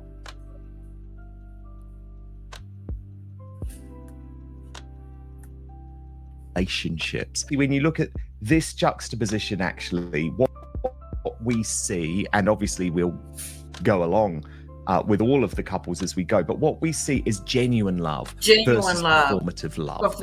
And so, Tash, let's kick off with the miserable duo in Montecito, Prince Harry and Meghan Markle, who this Valentine's Day you have awarded just half a rose. So even though Harry declared, "I love you," in that very awkward video where he's now merching "was never white chocolate," which isn't selling, you're not convinced that all is rosy this Valentine's Day for Prince Harry and the fake Duchess. Why? What do you think's really going on? I just think their relationship is performative. She can never, ever say that she loves him back. It's always, that man loves me so much. That man adores me so much. But you never, ever hear Meghan say, "Oh, I love you too." He does look miserable, doesn't he? He does look unhappy. I mean, that video was ultimate cringe level. That was 10 out of 10. You know, the way he's holding up the chocolate bar and making sure that it's facing the right way for the camera, like he's an Instagrammer. It really, really was the ultimate cringeworthy. But you could tell he almost looks nervous when Meghan approaches, because I can imagine he's walking on a tightrope every day. You just never know which way it's going to go. She must be an absolute nightmare to live with. There's so many stories about how she can flip and how she can be, you know, really, really taxing. And if things don't go her way, she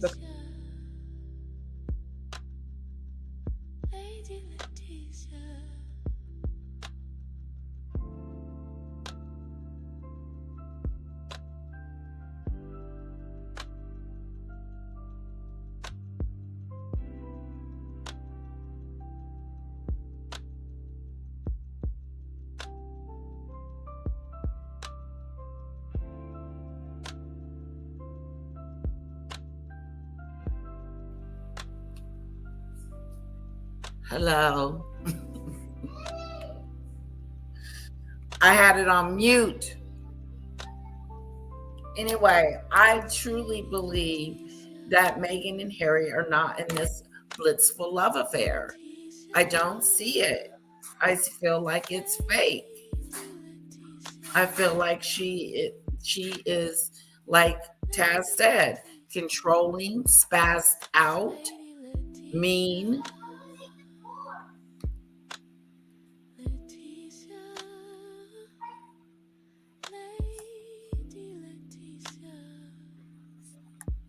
What's with the scissors?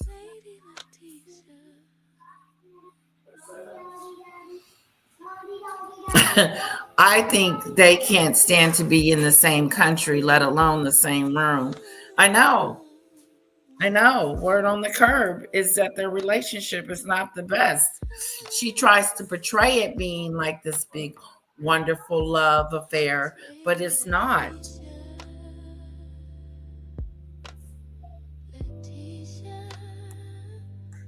Becomes a nightmare. And these are just former staff, so I can't imagine what it would be like being married to her. I mean, she is an emotionally abusive woman. She is a bullying woman. I have no issue with saying that now. So even though Harry has been such a monster himself, if he is being subjected to some form of emotional abuse, domestic abuse, marital abuse, should there be sympathy for him? He might be trapped, Tash. All right. Really quick. Finest royal experts, live from the United States, Kinsey Schofield, star of Kinsey Schofield Unfiltered. Kinsey, welcome to the show. I mean, when are these headlines going to end, Mark Dolan? Just when you think things are slowing down, it feels like they ramp right back up. Well, that's right. And the country's chief prosecutor has said no one is above the law, including Andrew Mountbatten-Windsor, partly because he's had his royal titles taken. He's no longer Prince Andrew. Well, for years, Andrew's Epstein ties were mostly a matter of public scrutiny. I mean, we have said, the two of us together, you are who you associate with. And that was enough for us. But now those connections are going to be under formal investigations. Authorities are examining whether his meetings and communications with Jeffrey Epstein could amount to misconduct while acting in an official capacity for the government.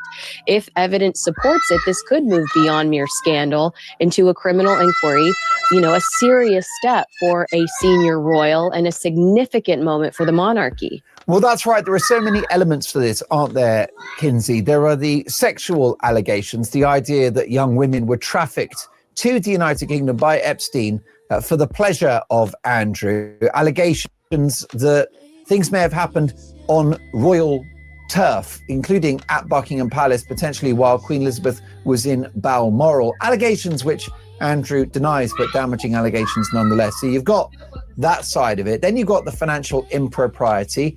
And then you have the small matter of national security and the idea that Andrew may be guilty of misconduct in public office, sharing commercially and national insurance-ly sensitive documents abroad. Well, there's a newly released dossier, and I mean, does it ever end? But it paints a more troubling picture of Andrew's relationship with Epstein, because these emails, they suggest that Andrew allowed Epstein to help arrange meetings during an official trade trip to China.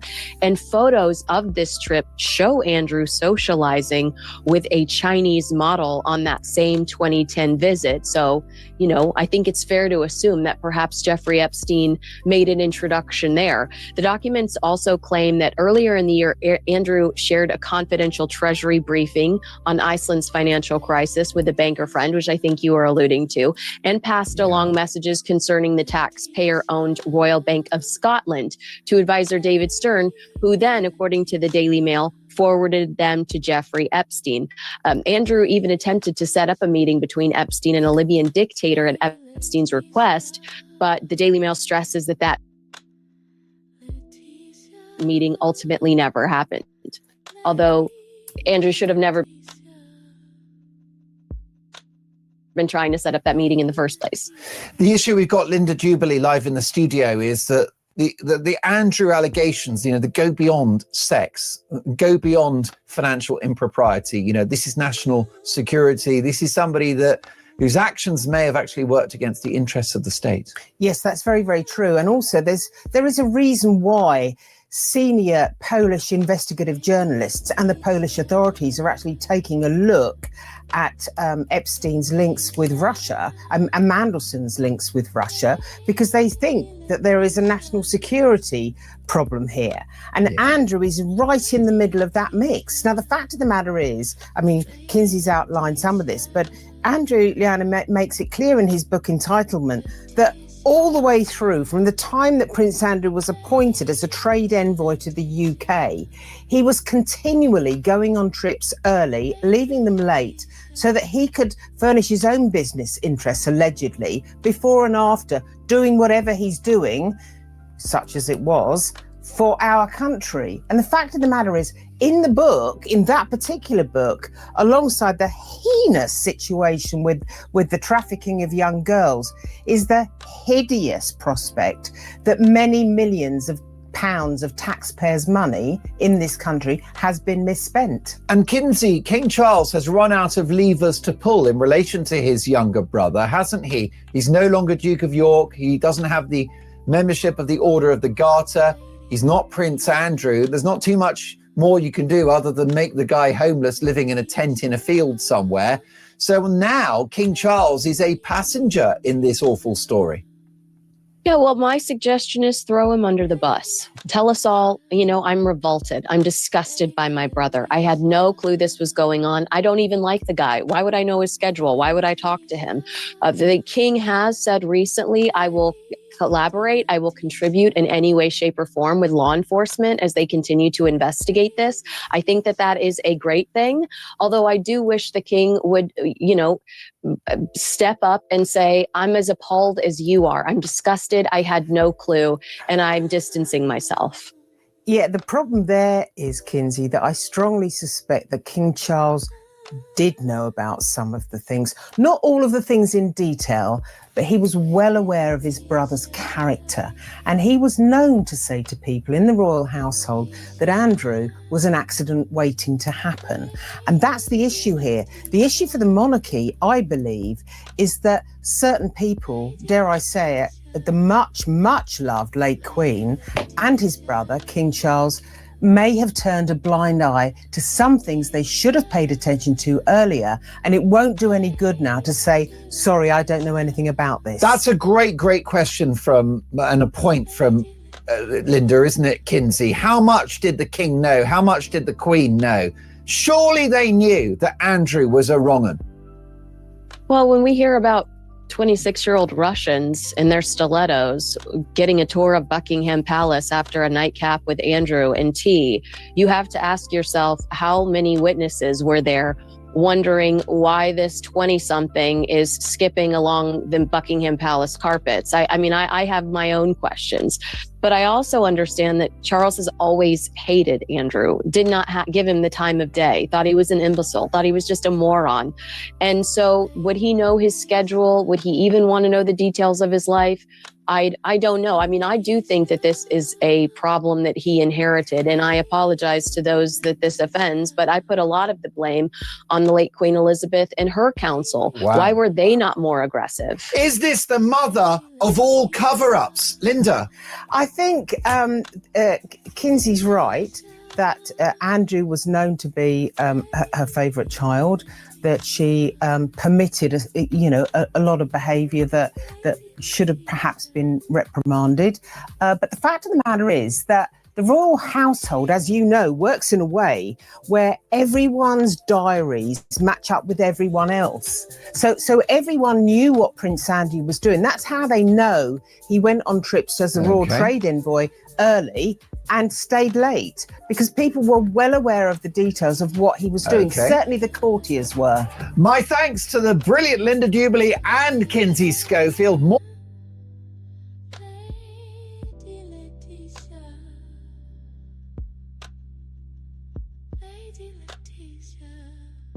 What do you think? You think they're going hard on the Queen and the King? I do. I think Andrew was.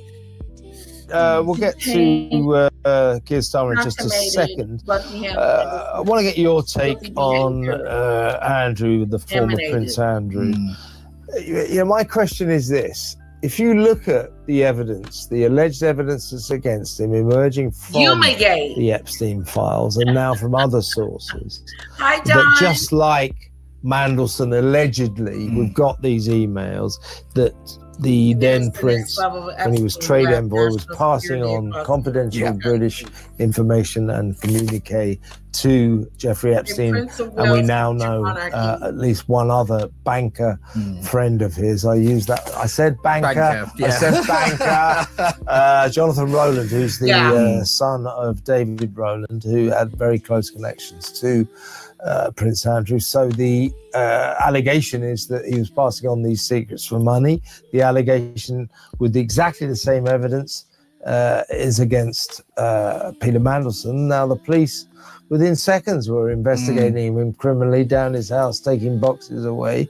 There's actually more evidence stacked up against the former Prince Andrew than there is against Mandelson. Why haven't the police launched a criminal investigation into the King's brother yet? Yeah. Is it because he's the King's brother? I think it is, but not for the. But I do think it's for a slightly different reason. I think it's if they go for Andrew and they miss and they get this wrong, they've got to get it right. I agree with that. And I do think that if they get this wrong and he gets away with it, or he gets off on a technicality, everybody will lose their minds over it. And I think that is why this one is taking a little bit longer.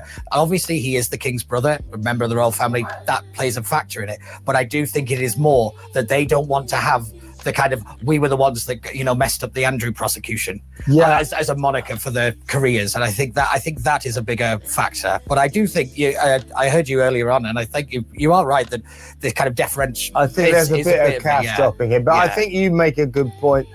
In fairness to the police, I will accept. I think there is an element of my God, it's a royal. We can't be me ever so humble, sir. The old system. But also, I think you made a good point. I think to be fair to the police, if they are going to officially announce there is a criminal investigation into the King's brother, they've got to get it exactly right. But as I say, they feel they've got it right in the case of Peter Mandelson. They've got to get it right with him as well. All I can presume as well is that they held two very different positions at the time. So I'm wondering if the kind of the legal kind of marker hasn't been met in all the right ways for Andrew to be able to push on the prosecution. So that's why it's taking a little longer. I don't know, but I just presume that there's lots of little factors that I'm not a lawyer, so I presume that this is what it is. But my theory is on this that they don't want to miss. They can't miss. That's the thing. Yeah. So fair enough, I suppose. But I think that the police this week, fairly soon, surely within 24 hours. This is made on Sunday today. Now there must be a probe into envoy Andrew. This is all about his business deals when he was trade envoy, his alleged underhand lining of his own pockets while he was supposed to be on British government duty. Also, Gordon Brown, no less, former Prime Minister, saying that Epstein's planes, he had more than one private plane apparently, made 90 flights into Britain carrying sex-trafficked women, and that Andrew was, this is the allegation, this is what Gordon Brown says, was central to that sex trafficking operation. So Andrew has got to face financial impropriety allegations and selling British secrets allegedly, and also allegations that he was part and parcel of Jeffrey Epstein's sex trafficking operation. Very serious allegations. And I do think this bit about the King being involved in the £12 million, I think, is a very big problem. It's disgusting. I think it's abdication territory, if I'm being brutally honest about this, because this stench is going to stick with the royal family for a very, very long time. And I do think a kind of line drawn and will take over might be on the cards, and they'll use his illness as the excuse to take a step back from royal duties. It was interesting. It was interesting last week. The Sun, I think it was Thursday morning, sensationally revealed something that we kind of always suspected, that the £12 million that Andrew paid to Virginia Guthrie not to go to civil courts in New York, claiming with her allegations that he sexually assaulted her on 3 different continents, allegations that he continues to deny. But he gave her 12 million quid not to talk about them at a court case, so make of that what you will. He denies her accusations. Nobody believes him, but he continues to do that. The point was, we all knew he couldn't afford that. And the assumption was he went to his mother, the Queen, and she gave. Now, the Sun said, yes, indeed, that she did do this to the tune of something like 10 million. Yeah. But the rest of the money, Prince Philip, God rest his soul, kicked in some money, and that the then Prince of Wales, Prince Charles, now King Charles, chipped in, more than £1 million himself. Now, if that's the case, he immediately denied that. Interestingly, rather forcefully. Yeah, I think you would. If If it's true, but I, in the end, this isn't about. If the king himself chipped into this, then he has an apology to give us. But he has to apologise for this 12 million quid. Generally, the royal family paid Virginia Guthrie £12 million hush money. Why does he need to apologize for something he didn't do? He said he didn't give him any money. Well, the scrutiny on King Charles is real. Like, why is he being blamed for his brother's sins? I don't get it. Do you guys? Money to keep Jeffrey Epstein's sex secrets. That is a bloody bad look for the royal family. Bringing down the royal family territory. Yes, it really is, How because it is that a bad everything look? wrong. It's grubby. It's sleazy. How is it a bad look if they didn't cover it up? It's the most disgusting crimes with the most disgusting people involved in it. It is. I don't know how the royal family will get out of this as an optics problem. And do you know what they were saying at the time? What the general consensus was, the narrative around How it was. is the royal family going to get out of this situation? This situation is really bad for the royal family. It doesn't look good for them. But the question is how they're going to get through this. How they dealing with this? Because look at these gentlemen. They're ready to hang Charles by his neck.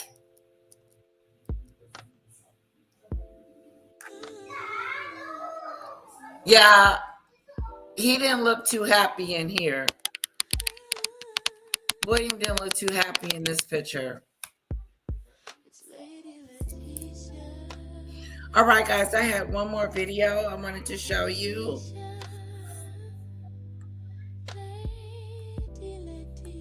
And then we're going to shut it down.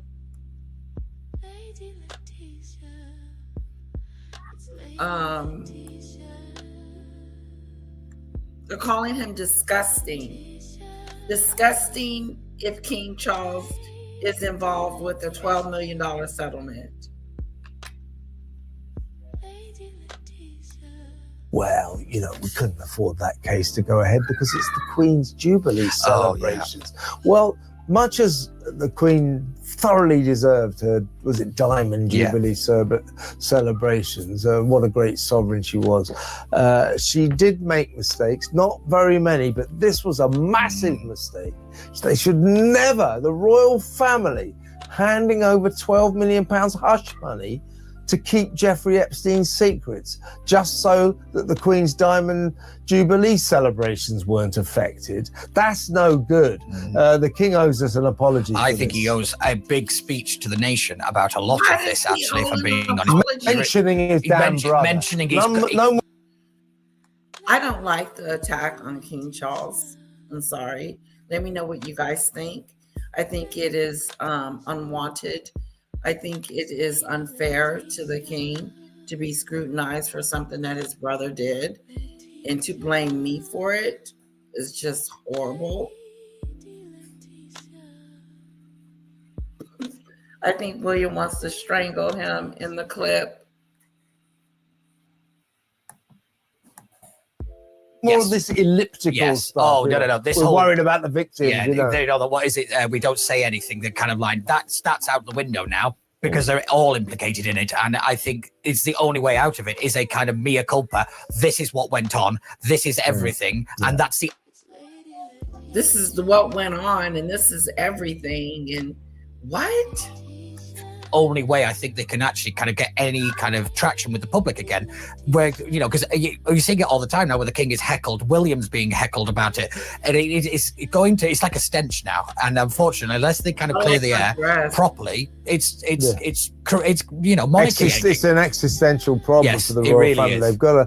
They're not doing enough classically for the royals. You know, the last time I saw them in this amount of crisis was after the death of Diana, when they seriously misgauged the mood of the public. And the public were upset, were traumatized, and the royal family just didn't really seem to pick up on that. And they had to backtrack, and they had to seriously sort the situation out. Now they're in big crisis now. They got to do something. They got to start talking. They got to start talking about Andrew. They got to start saying sorry for this money. Quickly about Peter Mandelson. Yes. Oh God, I just can't believe these people talking about they have to say sorry. And today's Daily Mail had this extraordinary story about his ghost flights, as organized and paid for by Darek Kosky, isn't it? Darek Pasky, who was a Russian oligarch close to Putin. So all these flights, he was going off to mysterious destinations, and the next day going to conferences on the part of the British government, making decisions that were favourable to this oligarch. Well, the suggestion is, let's stress this. Peter Mandelson insists he's done nothing criminally wrong throughout all of this. But yesterday's Mail asked the question, why was this guy so close to the Kremlin? The basic question is, was Mandelson a Russian spy? Whether he was a spy or maybe an asset, I'm not sure, but I do think we have to look at the fact that a lot of dirty Russian money has flooded into London, and it is all over the city in general, and I do think that he has some big questions to answer. My big fear is Peter Mandelson is quite smart at times. He may not have done anything illegal. He may know where the line is and have stopped just before the legal kind of qualifier. Now, unfortunately, he does have this tendency to put his feet in it and, get it, up to his neck in it. But I do think on this kind of stuff, I think he knew what he was doing. And I think, maybe. But we'll have to wait to see. Clever? Yeah, I do. Oh, really? I do. Yes. Really? Only because I've heard you on this. Clever people don't get caught. No, they do. They do. Because this for me. How do you know? Yeah. Well, because how do you know? Because for me, there's all the clever people out there who haven't been caught. Trust me. Well, there's a lot of people who have been caught. There's a lot of people who have been caught, but also in clever America, people don't get caught. In America, they get to pay off. Well, they started that clever. Can't even take a. Are they arguing? I mean, I remember when we were. That was stupid, yeah. That was the fall from grace, wasn't it? From the U.S. ambassador to getting arrested in Notting Hill. But he wasn't arrested. He was photographed because he'd been for dinner with George Osborne. Yeah, I think that's the bigger crime. He was waiting for an Uber. I think that's the bigger crime. It's the one time I felt a lot of sympathy for Peter Mandelson. Yeah, we've all been there. Where is that Dan Uber? I can't wait anymore. Sorry. Britain's chief prosecutor has said no one is above the law, including Andrew Mountbatten Windsor. Let's get reaction now from a legend of royal broadcasting and journalism, Dickie Arbiter, former press secretary to Queen Elizabeth II. Dickie, good morning. Welcome to Talk. Morning, Mark. Very good to see you. A fresh headache for the King and Andrew Mountbatten Windsor. It's not impossible that the King's younger brother could be imprisoned. It's not impossible, but police need to first investigate. Can you imagine him being in prison? That's a big one. And they seem to be dragging their heels. Son, the King's brother is in jail. They are assessing. What are they assessing? Are they assessing Andrew's involvement in Epstein and Maxwell's trafficking? Or are they assessing Andrew's handing over of not necessarily secret documents, but confidential documents? Or are they assessing both? They've got to get on with it, because I think people are getting heartily sick and tired of the authorities dragging their heels. Given the weight of evidence now at the door of Andrew Mountbatten Windsor, Dickie, Are his protestations of innocence becoming less and less credible by the day? Yes. Oh, I think they became less and less credible after that 2019 Newsnight interview. The proof was there in the photograph, which he denied ever having been taken. But Maxwell has crawled out of a jail cell and said in an email that it is genuine. I think Andrew has got to step forward and say exactly what happened. He can't continue hiding behind the veil of monarchy because he's no longer part of that institution. He's plain Andrew Mountbatten Windsor, and he needs to get on with it and let other people get on with their jobs instead of this dragging out on and on and on, and also bringing the monarchy into a state of disrepute. Who should Andrew Mountbatten In this video, we will review all the criminals scheduled to be executed in Britain's chief. Okay, let's move on to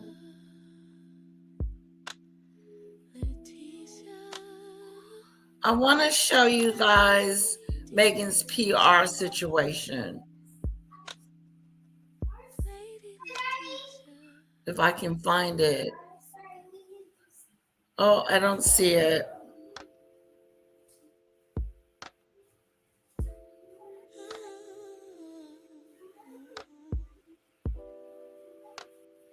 Here it is. It's his 70th birthday party, as the couple had Okay, claimed. we watched this. As for Harry, We saw this already. Let's delete it. Her PR team isn't doing well. I think her shine is leaving us. I think Meghan's shine is leaving us. Let's play Meghan's Valentine's Day. Let's play Valentine's Day with Meghan, and then we'll call it a day. Say it with chocolate.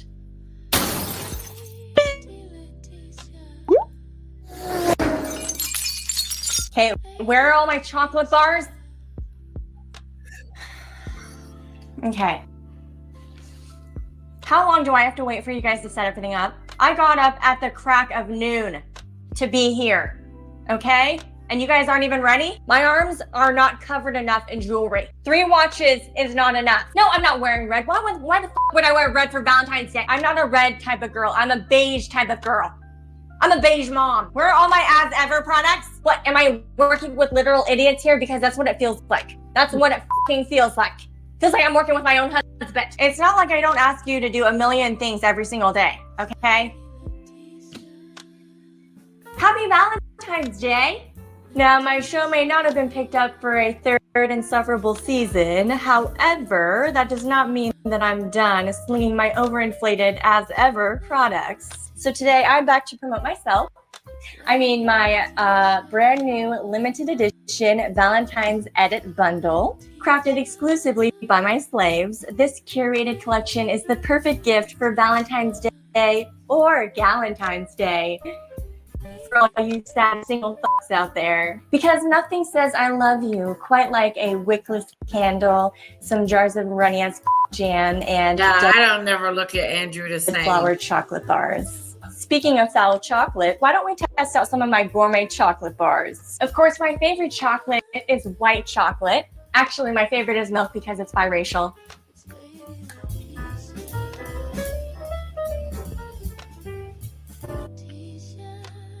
What the f is in this? Hemp hearts? What the f are hemp hearts? And I thought there were supposed to be flour sprinkles in these bars.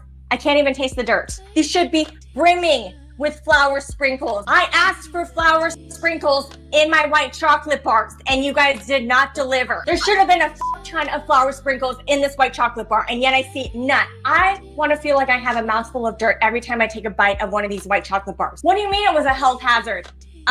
They're flour sprinkles. Okay, I know they're not edible, but they should have been in these bars. My chocolate is melting. It should not be melting in my hand right now. All right, let's try another chocolate from my collection, huh? It is dark chocolate, and it's got stuff in it. It's got stuff in it. Okay, the jam inside tastes like ass. Who made it? It's my strawberry jam that's in these chocolate bars? So basically, you're saying that my jam is shit. Is that what you're saying? Because it's exactly what you're saying. So get the f out of my fake house. Anyone else want to criticize my jam? Same It with is chocolate. disgusting. Now let's You're move on cheating. to my most loved and crave-worthy raspberry jam. As you can see, it's in our keepsake packaging, which allows us to upcharge you for the most average run-of-the-mill jam imaginable. This dinky jar is also great for repurposing, whether you want to use it as a vase for I don't like flowers my chocolate. or a piss jar for long road trips. And if you love the taste of your grandmother's perfume, then you are gonna love my herbal hibiscus tea. Each canister of tea contains 12 servings, which is equal to 12 trips to the porcelain throne.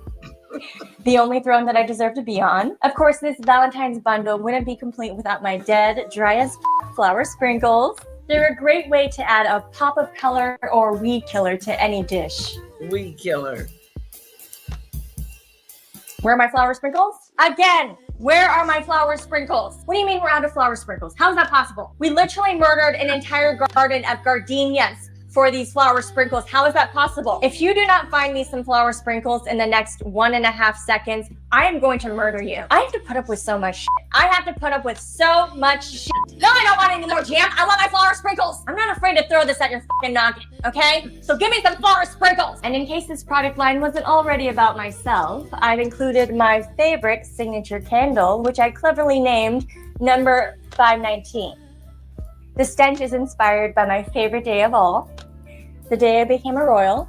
The day I married H. It's priced at $64. However, if you purchase my Valentine's bundle for a measly $185 without tax or shipping, it's included. You better hurry though. This Valentine's bundle won't last long.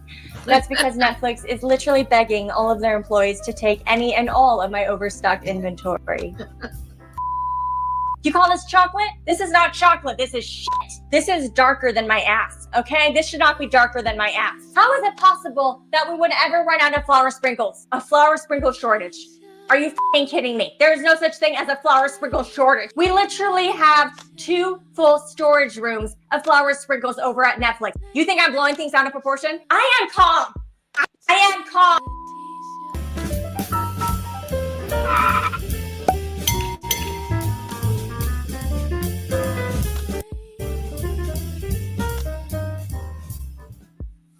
Each one of these murders was a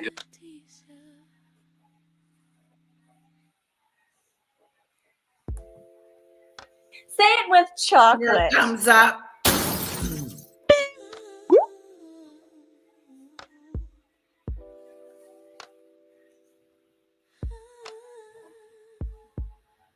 The Bloomberg interview. We'll come back to your page, honey. Let me do this. No matter how perfect I try to portray myself, people are still going to find something wrong with my narcissism.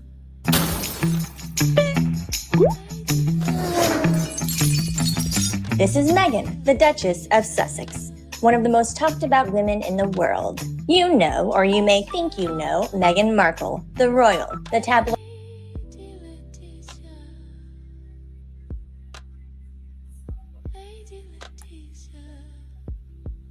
I have full body chills right now.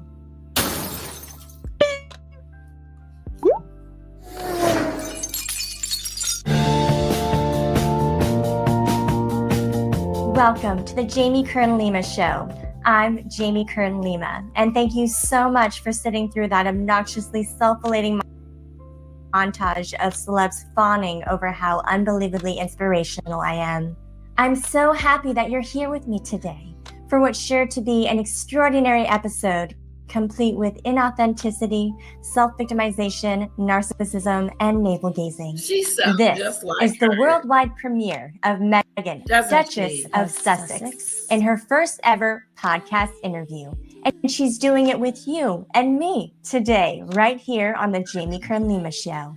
But before we get to the interview, here's yet another self-absorbed montage of me, myself, and I. Enjoy.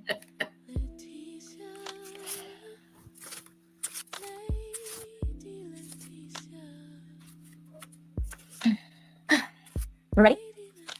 I am so excited to say to my amazing friend, Meghan, welcome to the Jamie Kern-Lima Show. Thank you for having me. We've never done this on the Jamie Kern Lima show before, but we brought in our rocking chairs. We're in our comfy cozies and with not a stitch of makeup on. Literally none. That's right. Except for primer, concealer, foundation, highlighter, contour, blush, mascara, and a little bit of eyeliner. Same, plus a fuck ton of bronzer. Well, I am so honored that you chose me, Jamie Kern Lima, to be the first person to interview you on the Jamie Kern Lima show. It's only because I'm way prettier and skinnier than you. What? Oh, nothing.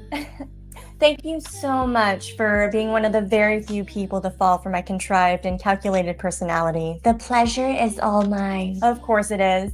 For those of you who didn't know, Meghan and I go back many, many hours. Probably almost a whole 4 days now. Since forever ago. Longer than most people can even stand being around me.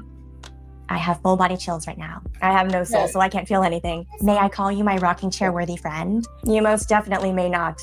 Okay, thank you for being here. Your pleasure. Our friendship is just so multi-layered, and trust is so important. So thank you for trusting me. I trust no one, but you're welcome to think so. Just so everyone knows, you haven't seen any of the questions ahead of time. That's right. I just had my people email you the only topics you're allowed to discuss. So my very first question I want to ask as a friend is, Meghan, how are you? And are you okay? Oh, that's so kind. I am. I'm better than okay. What's my line? How are you? I know, you always make it about me. I do. So now let's discuss. Wait, you're supposed to talk about how amazing I am at being a friend to you? Oh, which by the way, you are the most generous friend. You show up for your friends.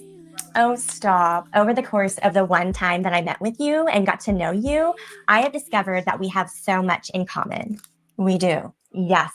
Our entrepreneurial spirits, our philanthropic efforts, our severe lack of self-awareness. Well, I'd also like to point out that I'm a mom, a wife, a friend, a biracial person of Africanese descent. I had Oprah on my show once. You did. And I was interviewed by Oprah. Yet another thing we both have in common, being besties with Oprah. Speaking of my fox of a prince husband, H, he just adores the living shit out of me. I can tell. All I can say, I'm getting emotional. Okay, I'm getting emotional now. All I can say is find yourself a man who will worship you, cherish you, and most importantly, love you for the insufferable narcissist that you are. All right, ladies and gentlemen, let's call it quits, okay? I want to thank you for sharing this wonderful day with me. That was a skit that about Meghan and her interview with the young lady. Forgot her name. Nemelina, Emily, whatever. Anyway, thank you guys. Kisses, and have a wonderful, wonderful Monday. We were off today because of the president's holiday, so no one went to school or whatever, and we're about to go and have some fun at Andretti's. It is an arcade place that has games and bowling. We're supposed to be going bowling today, so we're gonna go bowling. Boop, boop, boop, boop, boop, boop. See who wins, me, Eric, or Kara. Okay, guys, can I get some bye-byes in the chat?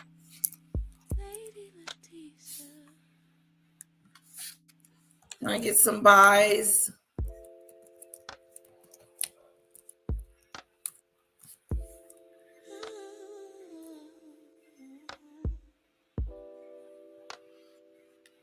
Bye-bye, Marine. Thank you. Thank you for your love and your support.